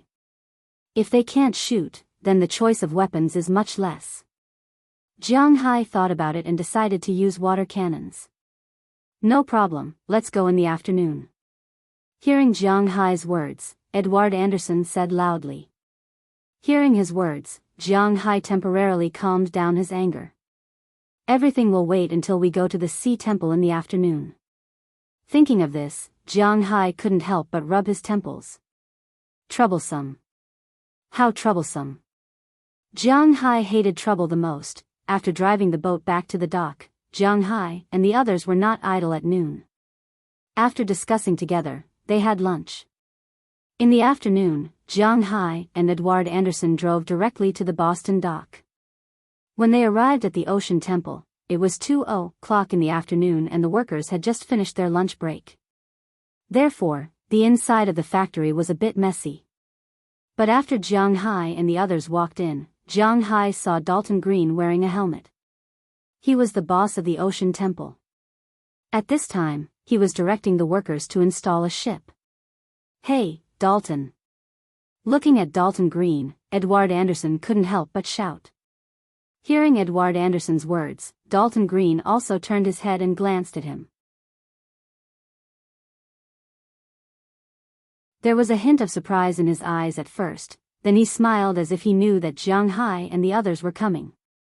He walked over with a smile.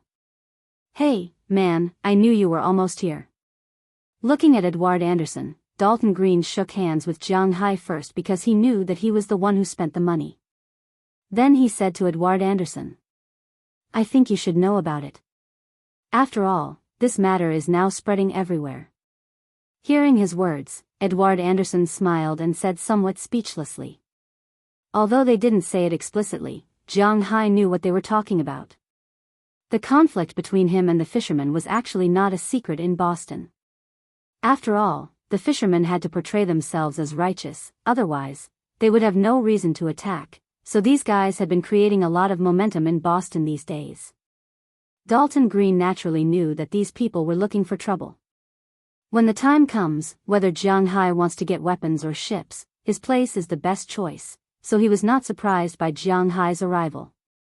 I really can't hide anything from you. The number of those guys is too large, and they even got high-pressure water cannons. We suffered a lot today.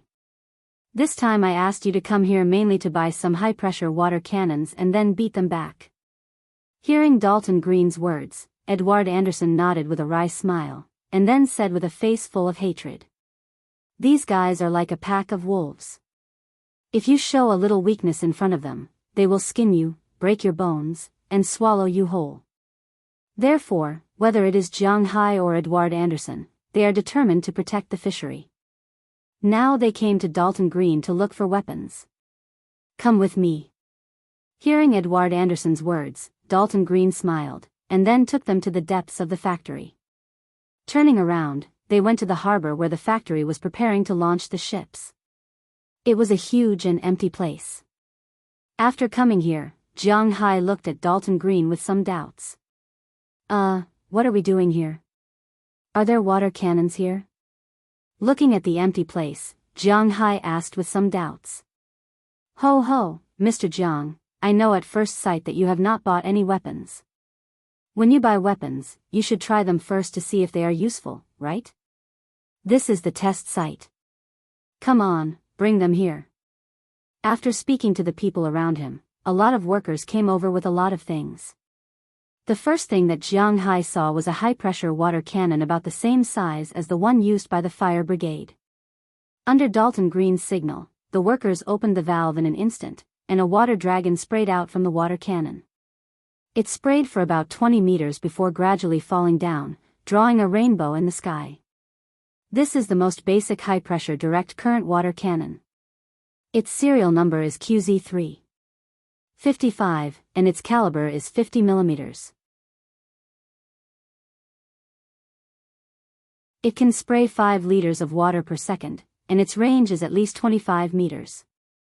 Generally, firefighters use this kind of water cannon. When suppressing riots in prison, they also use it. It's good quality, but it's not good for ships. Its advantage is that it's light and simple. Although it's not good for ships, it's not a problem for people. You can directly spray the people on the plate armor into the sea with this water cannon. Looking at the water, Dalton Green said with a smile. When Jianghu first saw such a thin pipe, he actually didn't take it seriously. But after hearing Dalton Green's words, he couldn't help but raise his eyebrows. Yes, this thing can't hit ships, but it can hit people. Thinking of the people standing on the deck of the ship today, Zhang Tai thought. Jianghu touched his chin. Maybe it's a good idea. I can hit people while shooting water cannons. It's a good choice. Most importantly, this thing can't hit big ships, but it seems to be good for small ships. This is a larger size than the previous one. It's 7.5 millimeters, with a diameter of 65 millimeters. It can spray 28 meters away, and the water output is 7.5 L. It's a bit weak for ordinary people to hold, so we need several people to hold it. Soon after Dalton Green finished his words, another group of people walked over with a water gun. However, this one was obviously bigger than the previous one. After spraying out the water, it looked more powerful than the previous one. If it could hit people, TSK.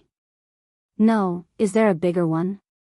The one they used to hit our ship today was at least 80 millimeters. When Jianghu expressed his interest in this weapon, Edward Anderson shook his head and said to Dalton Green, 80 millimeters? There's an 80 millimeters model, but there's an 82 millimeters model. Take a look. Hearing Edward Anderson's words, Dalton Green waved his hand again, and several workers came up with something like a small cart. At the sight of this thing, Jianghu knew that it was the water cannon used by those people today. It's this model. This thing can knock our ship askew. Looking at this water cannon, Jianghu spoke first. Hearing Jianghu's words, Dalton Green couldn't help but smile. It seems that they came prepared. Your 2 ships are built according to the specifications of going out to sea. Only this kind of water cannon can affect your ship. The previous 2 can at most make you feel a little uncomfortable. Hearing Jianghu's words, Dalton Green said with a smile. Is there anything more powerful? I want to let them know the consequences of messing with me. Hearing Dalton Green's words, Jianghu also changed his expression, and then said seriously. Hearing Jianghu's words, Dalton Green's eyes lit up. Your needs are the meaning of our existence. If you're interested, you can take a look at this. This should be the largest water cannon on the market. Hearing Jianghu's words, Dalton Green said with a smile, and then motioned his workers to push that thing out. As another small cart appeared, Jianghu's eyes lit up. This was because the water cannon that appeared in front of him was much larger than the previous one. I won't give you any empty words. There are 100 millimeters above 82 millimeters. This is 120 millimeters, you can try it. Hearing Jiang Hai's words, Dalton Green said with a smile. Following his order, his workers also opened the water valve, and in an instant, a water dragon rushed out of the valve. What a joke! Jiang Hai looked at the water dragon and saw that it was about 60 meters away. The water dragon was very thick and strong. Looking at the water dragon, Jiang Hai's eyes couldn't help but shine. This was exactly what he wanted. I want this. Order 4 for me. He waved his hand and directly ordered 4 water cannons without asking for the price. But fortunately, Edward Anderson stopped him first and shook his head at him. He still had to ask first before making a decision. Dalton, we're old friends. Can this thing be used on the ship? It should be known that such a high-pressure water cannon has a great impact and recoil. It also depends on the ship. He didn't want his fishing boat to be damaged. No problem. Don't talk about 4 water cannons on your fishing boat, even 10 water cannons won't be a problem. But you can't just install 1 water cannon on one side. If you install 2 water cannons on each side, there won't be a problem. You can install them anywhere. Hearing Edward Anderson's words, Dalton Green on the other side couldn't help but laugh and say. Also, if this water cannons shoot out, won't it directly capsize the other party's boat? You know, I don't want to get involved in a murder lawsuit. If the boat sinks or capsizes in the sea, the people on the boat are almost dead. Why is that? Because when the boat sinks or capsizes, the air in the cabin will be expelled by the seawater, and a large amount of seawater will pour in, forming a whirlpool. After all, people's swimming speed is not fast. Once they are entangled by the whirlpool, they will be directly pulled into the sea. How long can a person not breathe? Therefore, if they are pulled into the sea, they will be dead. The conflict between Jiang Hai and the others here is a conflict, but Edward Anderson knows very well that there must be no more deaths. Of course, if they go to Jiang Hai's territory to commit suicide, it won't count. But if there are more deaths in such a conflict, it will be troublesome. 120 water cannons can deal with medium-sized fishing boats and above, but small fishing boats can't. They will be easily overturned. But you can install 82 water cannons, 75 water cannons, 65 water cannons, or even 50 water cannons. These are enough to deal with those small fishing boats. Hearing Edward Anderson's words, Dalton Green didn't lie. He also knows that he is the one who sold these water cannons. If there really is a murder case, he can't escape responsibility. So now he is telling the truth. Hearing his words, Edward Anderson looked at Jiang Hai. It's up to him to decide. 4 water cannons, 4 water cannons, and 4 water cannons, I want them now. Jiang Hai doesn't want to get involved in a murder case, so after thinking for a while, he said to Dalton Green in front of him. Hearing Jiang Hai's words, Dalton Green also smiled. This time the business is done.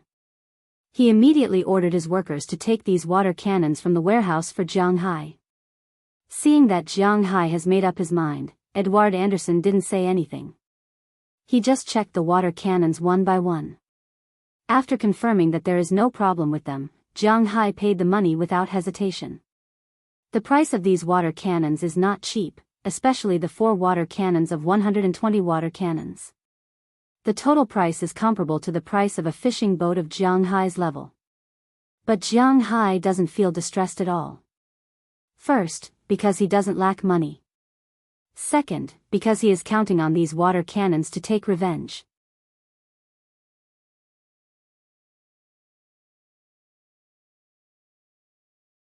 Chapter 770. Boss is back. Did you get the things back? Looking at Jiang Hai and Edward Anderson who drove back, Tommy Charles and others who were still at the dock ran out. Because of the fishermen's trouble these days, Jiang Hai and the others didn't go fishing at night.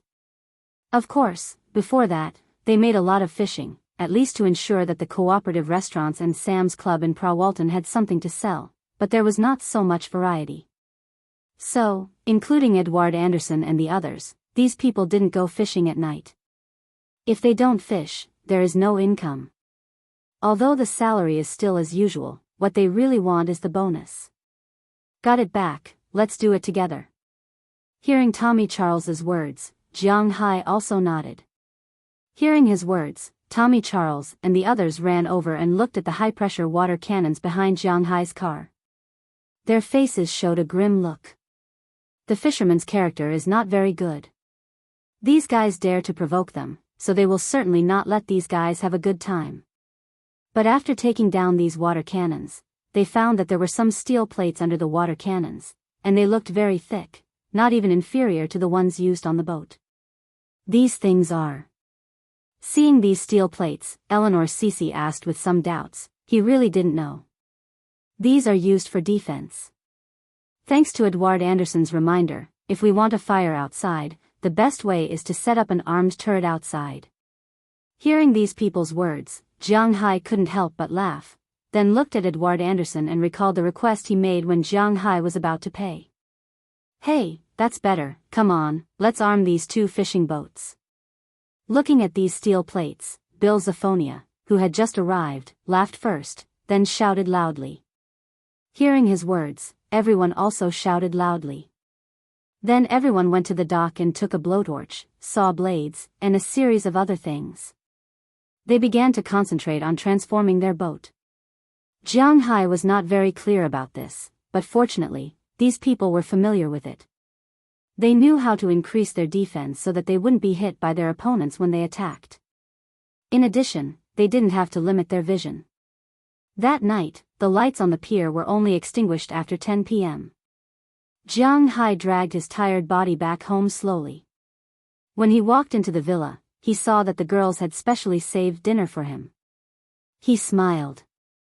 Although the girls hadn't said anything these days, Jiang Hai felt that they were still quite worried about him. However, some things couldn't be resolved just by taking a step back. At least, Jiang Hai didn't think so. After heating up the dishes, Jiang Hai ate a little and threw the remaining bowls and chopsticks into the dishwasher. Then he returned to his room. When he walked into his room, he found that Jia, Chia, Shira, and Ashilia, who were in charge of taking care of him tonight, were already asleep on the bed. Jiang Hai tiptoed into the bathroom and took a simple shower. The weather outside was very hot today. Coupled with the sea breeze, the sun, and the heat from the blowtorch, Jiang Hai had sweated a lot. When the wind dried his sweat, Jiang Hai himself felt that there was a strange smell on his body. So he more or less had to take a shower. Jiang Hai turned on the tap and began to wash. However, when he was about to apply shampoo to his hair, he suddenly saw Jia standing in front of the bathroom door. Hey! Why are you up? Did I wake you up? Looking at Jia, who was standing there naked with a silk pajamas on her coat, Jiang Hai asked embarrassedly. No, I wasn't asleep. As soon as you came back, I heard your voice. Jia shook her head and looked at Jiang Hai and said indifferently. Hearing her words, Jiang Hai also smiled helplessly. He quickly applied the shower gel and then took a shower. In fact, he really wanted to apologize to Jia. It was indeed his fault for making her so worried. Jia sighed and whispered to Jiang Hai, when men do things outside, women shouldn't talk too much. But you also know how important your position in this Zhuangxian is.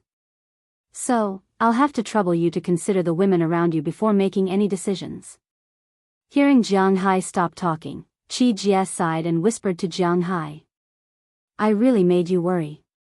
Hearing this, Jiang Hai also felt warm in his heart. He quickly washed off the foam on his body and head. Jiang Hai wiped his hair and walked in front of Jia. You know that you will make us worry, so you should pay more attention, okay? Looking at Jiang Hai, Jia looked at him with some reproach. Then, she was about to turn around and leave, but the moment she turned around, Jiang Hai pulled her body back. Under her surprised gaze, Jiang Hai lowered his head and kissed her deeply on the lips. Feeling Jiang Hai's movements, Jia almost instantly became soft. What she couldn't stand the most was Jiang Hai's overbearingness.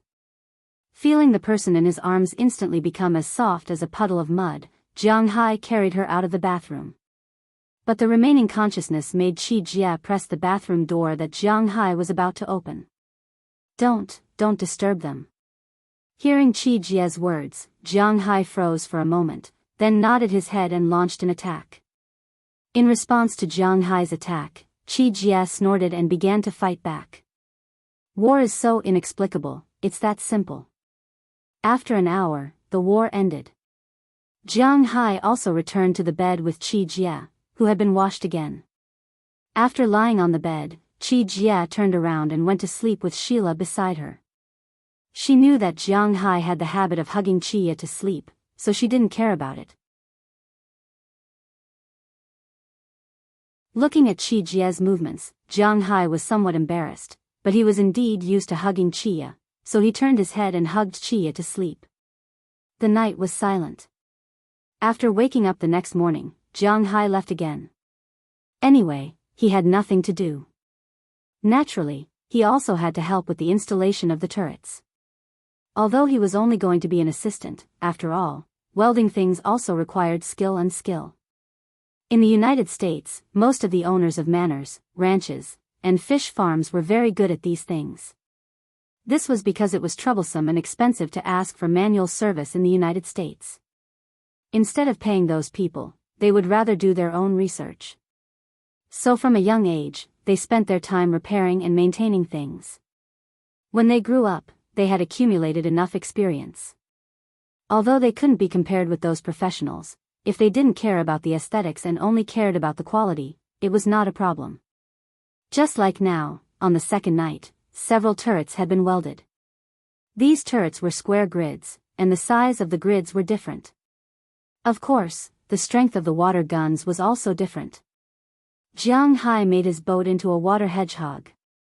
Two 120mm cannons were placed at the bow, two 82mm cannons were placed on both sides of the boat, and the last two 65mm cannons were not welded, so they could be fired at any time. The 8 frames welded on the 2 boats could be said to be extremely sturdy. Although it was ugly and there were welded spots everywhere, it was quite sturdy. Jiang Hai and the others had done tests. Not to mention the 82mm cannons, even the 120mm cannons couldn't leave any marks on the iron plate. The only thing that could be done was that the boat would be knocked back and forth, that was all. In this regard, Jiang Hai was quite satisfied. There were a total of 4 openings for the two 120mm water cannons. 3 of them were inlaid with bulletproof glass, which was used to observe the opposite side. There was a long oval water outlet about 30 centimeters long at the muzzle, which was used to investigate the angle. After testing, it could be fired to a position of about 45 degrees, which was enough. When the 2 water cannons opened at the same time, it would not give the other side any chance, and there were no blind spots. Jiang Hai had tried the power of the water cannons. Wooden boats were directly smashed into pieces, and sawdust flew everywhere. Ordinary small boats and small fishing boats would be overturned immediately. Only medium-sized fishing boats could withstand it, but they would also be shaken badly. It was like encountering a storm on the sea, which was quite terrifying. The 82mm cannons were like encountering a storm when dealing with ordinary small fishing boats. For such an effect, Jiang Hai was quite happy. Now, it was time to see if the other side would come. If they didn't come, Jiang Hai and the others would just treat it as a game. If they came, Jiang Hai would teach them how to behave. Jiang Hai had never been afraid of anyone when it came to playing rough. But would they not come? Don't joke. People die for money, and birds die for food. It was that simple. On the 3rd day, after the water cannons were installed and adjusted, Jiang Hai and the others went to bed very early on the 3rd night. Jiang Hai also did not fool around with his girlfriend. Sure enough, at 5:00 the next morning, when the sky was just beginning to darken, Edward Anderson sounded the alarm. Then, Jiang Hai and the fishermen rushed to the dock immediately. Belle also immediately went to the helipad and started the helicopter. The purpose of the helicopter was not to fight, but to film. Jiang Hai could be considered to have taken the initiative this time. If these guys were desperate, then don't blame Jianghu for not being polite. After the 2 fishing boats were full of people, they directly drove to the place where the alarm sounded. This time, their speed was very fast. When they arrived at the border, those people had not yet entered Jianghu's territory. Jianghu fixed his eyes and could not help but curse. Maybe it was because he saw Jianghu's fishing boats suffer from the water cannons 3 days ago, so 3 days later, nearly 2/3 of the fishing boats were equipped with water cannons. They were not even hiding them, they were directly placed on the deck. Through the binoculars, Jianghu could not help but sneer at those people's proud expressions. It could be seen that they did not come with good intentions, but Jianghu and the others did not come with good intentions either. At this time, many people on those boats also saw the cannons on Jianghu's boat. For a moment, many people felt a little guilty because they did not know what was in those cannons. Who cares what they are, just go straight to them. If Jianghu does not let us go, then drag his boat back to his dock.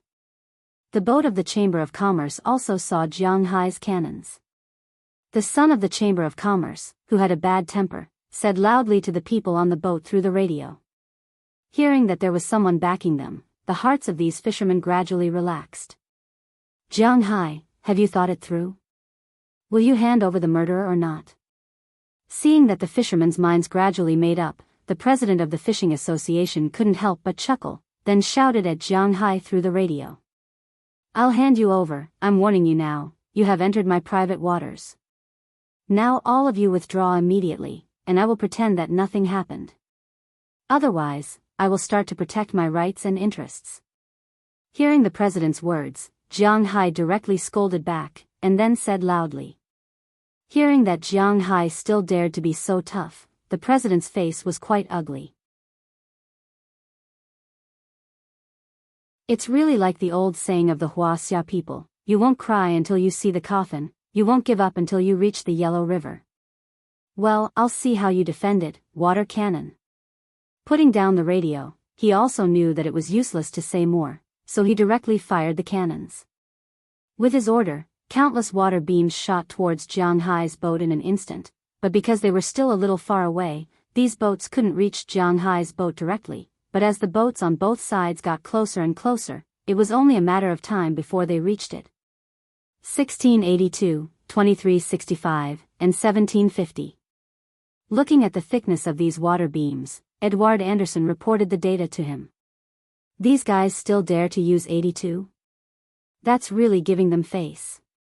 Tell Marin to destroy the biggest boat, and we'll sweep the boats with 82 millimeters. Originally, Jianghu was thinking that he shouldn't be too ruthless in dealing with these ordinary boats.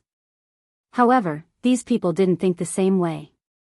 Now that these people wanted to kill Jianghu, how could Jianghu let them do as they pleased? With Jianghu's order, Edward Anderson immediately notified Marin Rupert. After Marin Rupert received the signal, he told Bill have Nia and Eleanor Cece on his boat, and the two immediately ran out of the cabin, came to the 120mm cannon, and aimed at the biggest boat on the opposite side. With Jianghu's order, the two also opened the valve in an instant. Boom! 2 water dragons rushed towards the big boat over there with an indomitable momentum. The crew on the deck of the boat was stunned at this time. What's going on? F***CK. Looking at the 2 water dragons rushing in front of him, the crew on the big boat over here couldn't help but be stunned. But before he finished speaking, the 2 water dragons had already rushed to his boat in an instant. Although the boat of the president of the Fisheries Association was not small, compared to Jianghu's boat, it was only 1 size smaller. But small was small. With a 120mm cannon rushing over, it would be strange if he wasn't stunned. And most importantly, his boat had no protective equipment. In an instant, the 2 water dragons rushed to the deck. The sailors over there didn't think that Jianghu's water dragons would rush up directly. The huge impact of the water jets rushed on these people, and the huge impact instantly washed them away. The impact force could directly break the wooden planks. Although it wasn't fatal in an instant, it was inevitable that they would be sent flying. The first unlucky one was the crew's son. He was directly sent flying backward and hit the wall over there. Fortunately, Marin Rupert didn't know who he was, so he didn't intend to kill him directly. After sending him flying, he began to charge at others. At the same time, he was also charging at the boat. In an instant, the boat was in a mess. The sailors on the deck were rolling and crawling in all directions. As for fighting back, they didn't even think about it. Of course, even if someone wanted to fight back, they would need to be able to touch Jianghu. The ship itself was no longer obedient, it was being washed by the current and was somewhat out of control. Seeing Jianghu firing and killing their leader in an instant, many fishermen were a little flustered. Especially those guys who just came here to fish. Their boat didn't have any water cannons and had no attack power. Now that they saw Jianghu's strength, they were also a little scared. Many boats slowed down their speed, ready to wait and see. But there were always some people who liked to take themselves too seriously. Seeing that the leading boat had lost its fighting power, some boats didn't retreat but rushed towards Jianghu, shouting slogans. Jianghu also walked out of the deck at this time and went to a 120mm cannon. Looking at these fishing boats rushing over, Jianghu couldn't help but grin. After Jianghu adjusted his position, he also roared and instantly opened the valve of the high-pressure water cannon. In an instant, a water dragon directly spewed out.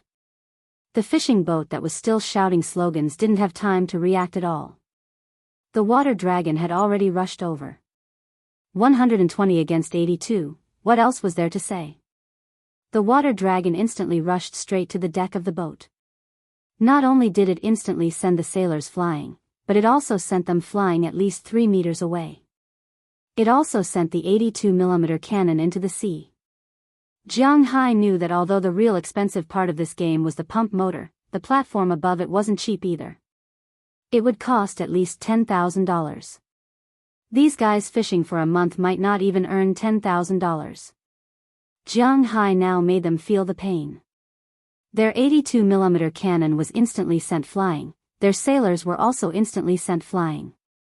And most importantly, the huge water dragon was constantly attacking the fishing boat. It must be known that this boat wasn't as big as the chairman's boat. It was just an ordinary small fishing boat near the sea. When the water dragon rushed forward, the boat was no longer moving to the side. Instead, it was moving backward. The water current was pushing it backward. The boat shook especially hard, as if it would flip over at any time. The people on the boat were completely panicked. Screams and curses were constantly heard. Seeing that these guys were almost scared out of their wits, Jianghu also turned the water cannon in another direction. After all, he didn't really want to send this boat of people into the sea to feed the sharks, so he was still very careful. Seeing that they were almost scared out of their wits, he directly changed direction. On the other side, the one who was controlling the water cannon was Endurkian Christian. This guy was even more cowardly. He rushed the 82mm cannon into the sea. After scattering the sailors, he changed his target. What should we do? What should we do now? Seeing that Jianghu had dealt with 3 ships in an instant, many fishing boats stopped in their tracks. They were a little scared. Although it was said that barefooted people were not afraid of wearing shoes, but for a pair of shoes, it was impossible for them to pay with their lives. Therefore, they were very conflicted and also very scared. I'll kill them all. These fishing boats didn't dare to move. On the other side, the chairman's fishing boat was also in a mess. The chairman's son looked like he was fished out of the water. After he climbed into the cabin, he took a long time to recover. The 120mm water cannon directly hit him. To be honest, the impact was really too big. At this time, there was an obvious bruise on his chest. It was estimated that he would be in pain for a while after he went back. When did he suffer such grievances? He immediately shouted loudly and directly picked up his shotgun. He was about to go out and fight with Jianghu, but before he could go out, he was stopped by his father. What I said to you, didn't you think about it? Did you forget that these people also have guns in their hands? Looking at his son in front of him, the chairman narrowed his eyes and said sternly to him. Hearing his father's words, the son was also a little confused. Then, what should we do now? Looking at his father, to be honest, he was quite unwilling. We have a lot of boats, I don't believe that he dares to directly overturn these boats. Tell the other boats to surround their boats. After thinking for a while, the chairman said loudly. Hearing the chairman's words, the captain immediately used the radio to tell the other fishing boats the news. After hearing this news, most of the people on the other fishing boats were very obedient and didn't move. After all, they were all old sailors. They knew that if the boat overturned, the people on the boat would die. Regardless of whether Jianghu will compensate them after they die, at least they will be the ones to die. The Americans especially value their lives. When the United States was at war, surrendering was actually not a difficult thing for them to accept. They were afraid of death on the surface, but now, their lives depended on whether Jianghu, a rich man, would have a conscience or not. They were very afraid, so most of the fishing boats were still in a wait-and-see attitude. However, not all fishing boats were in a wait-and-see attitude, at least some fishing boats were ready to come over. Wealth comes from danger, this was their way. Looking at the boats coming over, Jianghu and the others in the boat looked at each other, then they couldn't help but chuckle. Did these guys really think that they only had 2 water cannons? Shoot their water cannons into the sea, then let them come over. Mainly attack the big boat. Seeing the situation in front of them, Edward Anderson immediately ordered.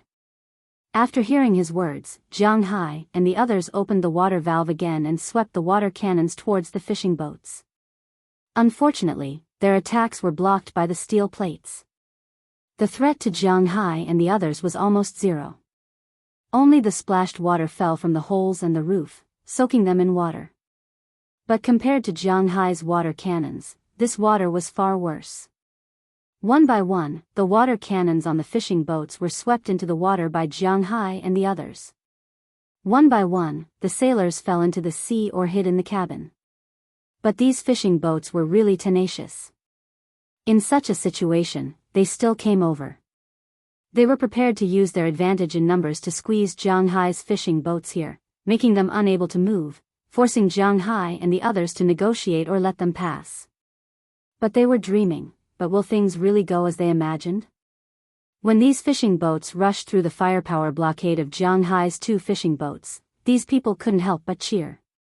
They knew that although Jianghu's fishing boats were protected, after all, the protection made the water cannons unable to move freely. There was a dead end. If there were a lot of boats, then it would be different, but in a situation where there weren't a lot of boats, this was very fatal. Although some fishing boats lost their water cannons, they still rushed to the side of Jianghu's boat. The president couldn't help but laugh. Let's see how you can stop us this time. Looking at Jianghu's 2 fishing boats in the distance, the president's eyes couldn't help but narrow. This time, he believed that Jianghu shouldn't be able to stop them. But will things really be as simple as he thought? Just as those fishing boats were about to reach Jianghu's fishing boat, Jianghu's mouth couldn't help but slightly open. These guys who don't have any water cannons want to deal with him? It can only be said that these guys are really too naive. With Jianghu's order, the 2 82mm water cannons on both sides also revealed their ferocious appearance. When these 2 water cannons were pushed out, the fishing boats were stunned. They completely didn't understand where these 2 water cannons came from, but it didn't prevent them from knowing that this time, they were in trouble. Fire. With Jianghu's order, the 2 water cannons on the side were also activated in an instant. The water dragon spewed out from the valve instantly hit the fishing boats. After all, the 82mm water cannons were not as scary as the 120mm water cannons. However, these fishing boats also had no way to resist the 82mm water cannon. Although it was not like the 120mm water cannon, which felt like it was going to capsize as soon as it rushed up, it was still directly pushed away, unlike the 120mm water cannon that dealt with the large fishing boat. What? There are water cannons.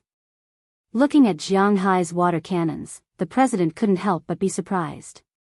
Originally, he thought that Jianghai's two 120mm water cannons were already good enough, but he didn't expect that there were more, and they were comparable to his main cannon.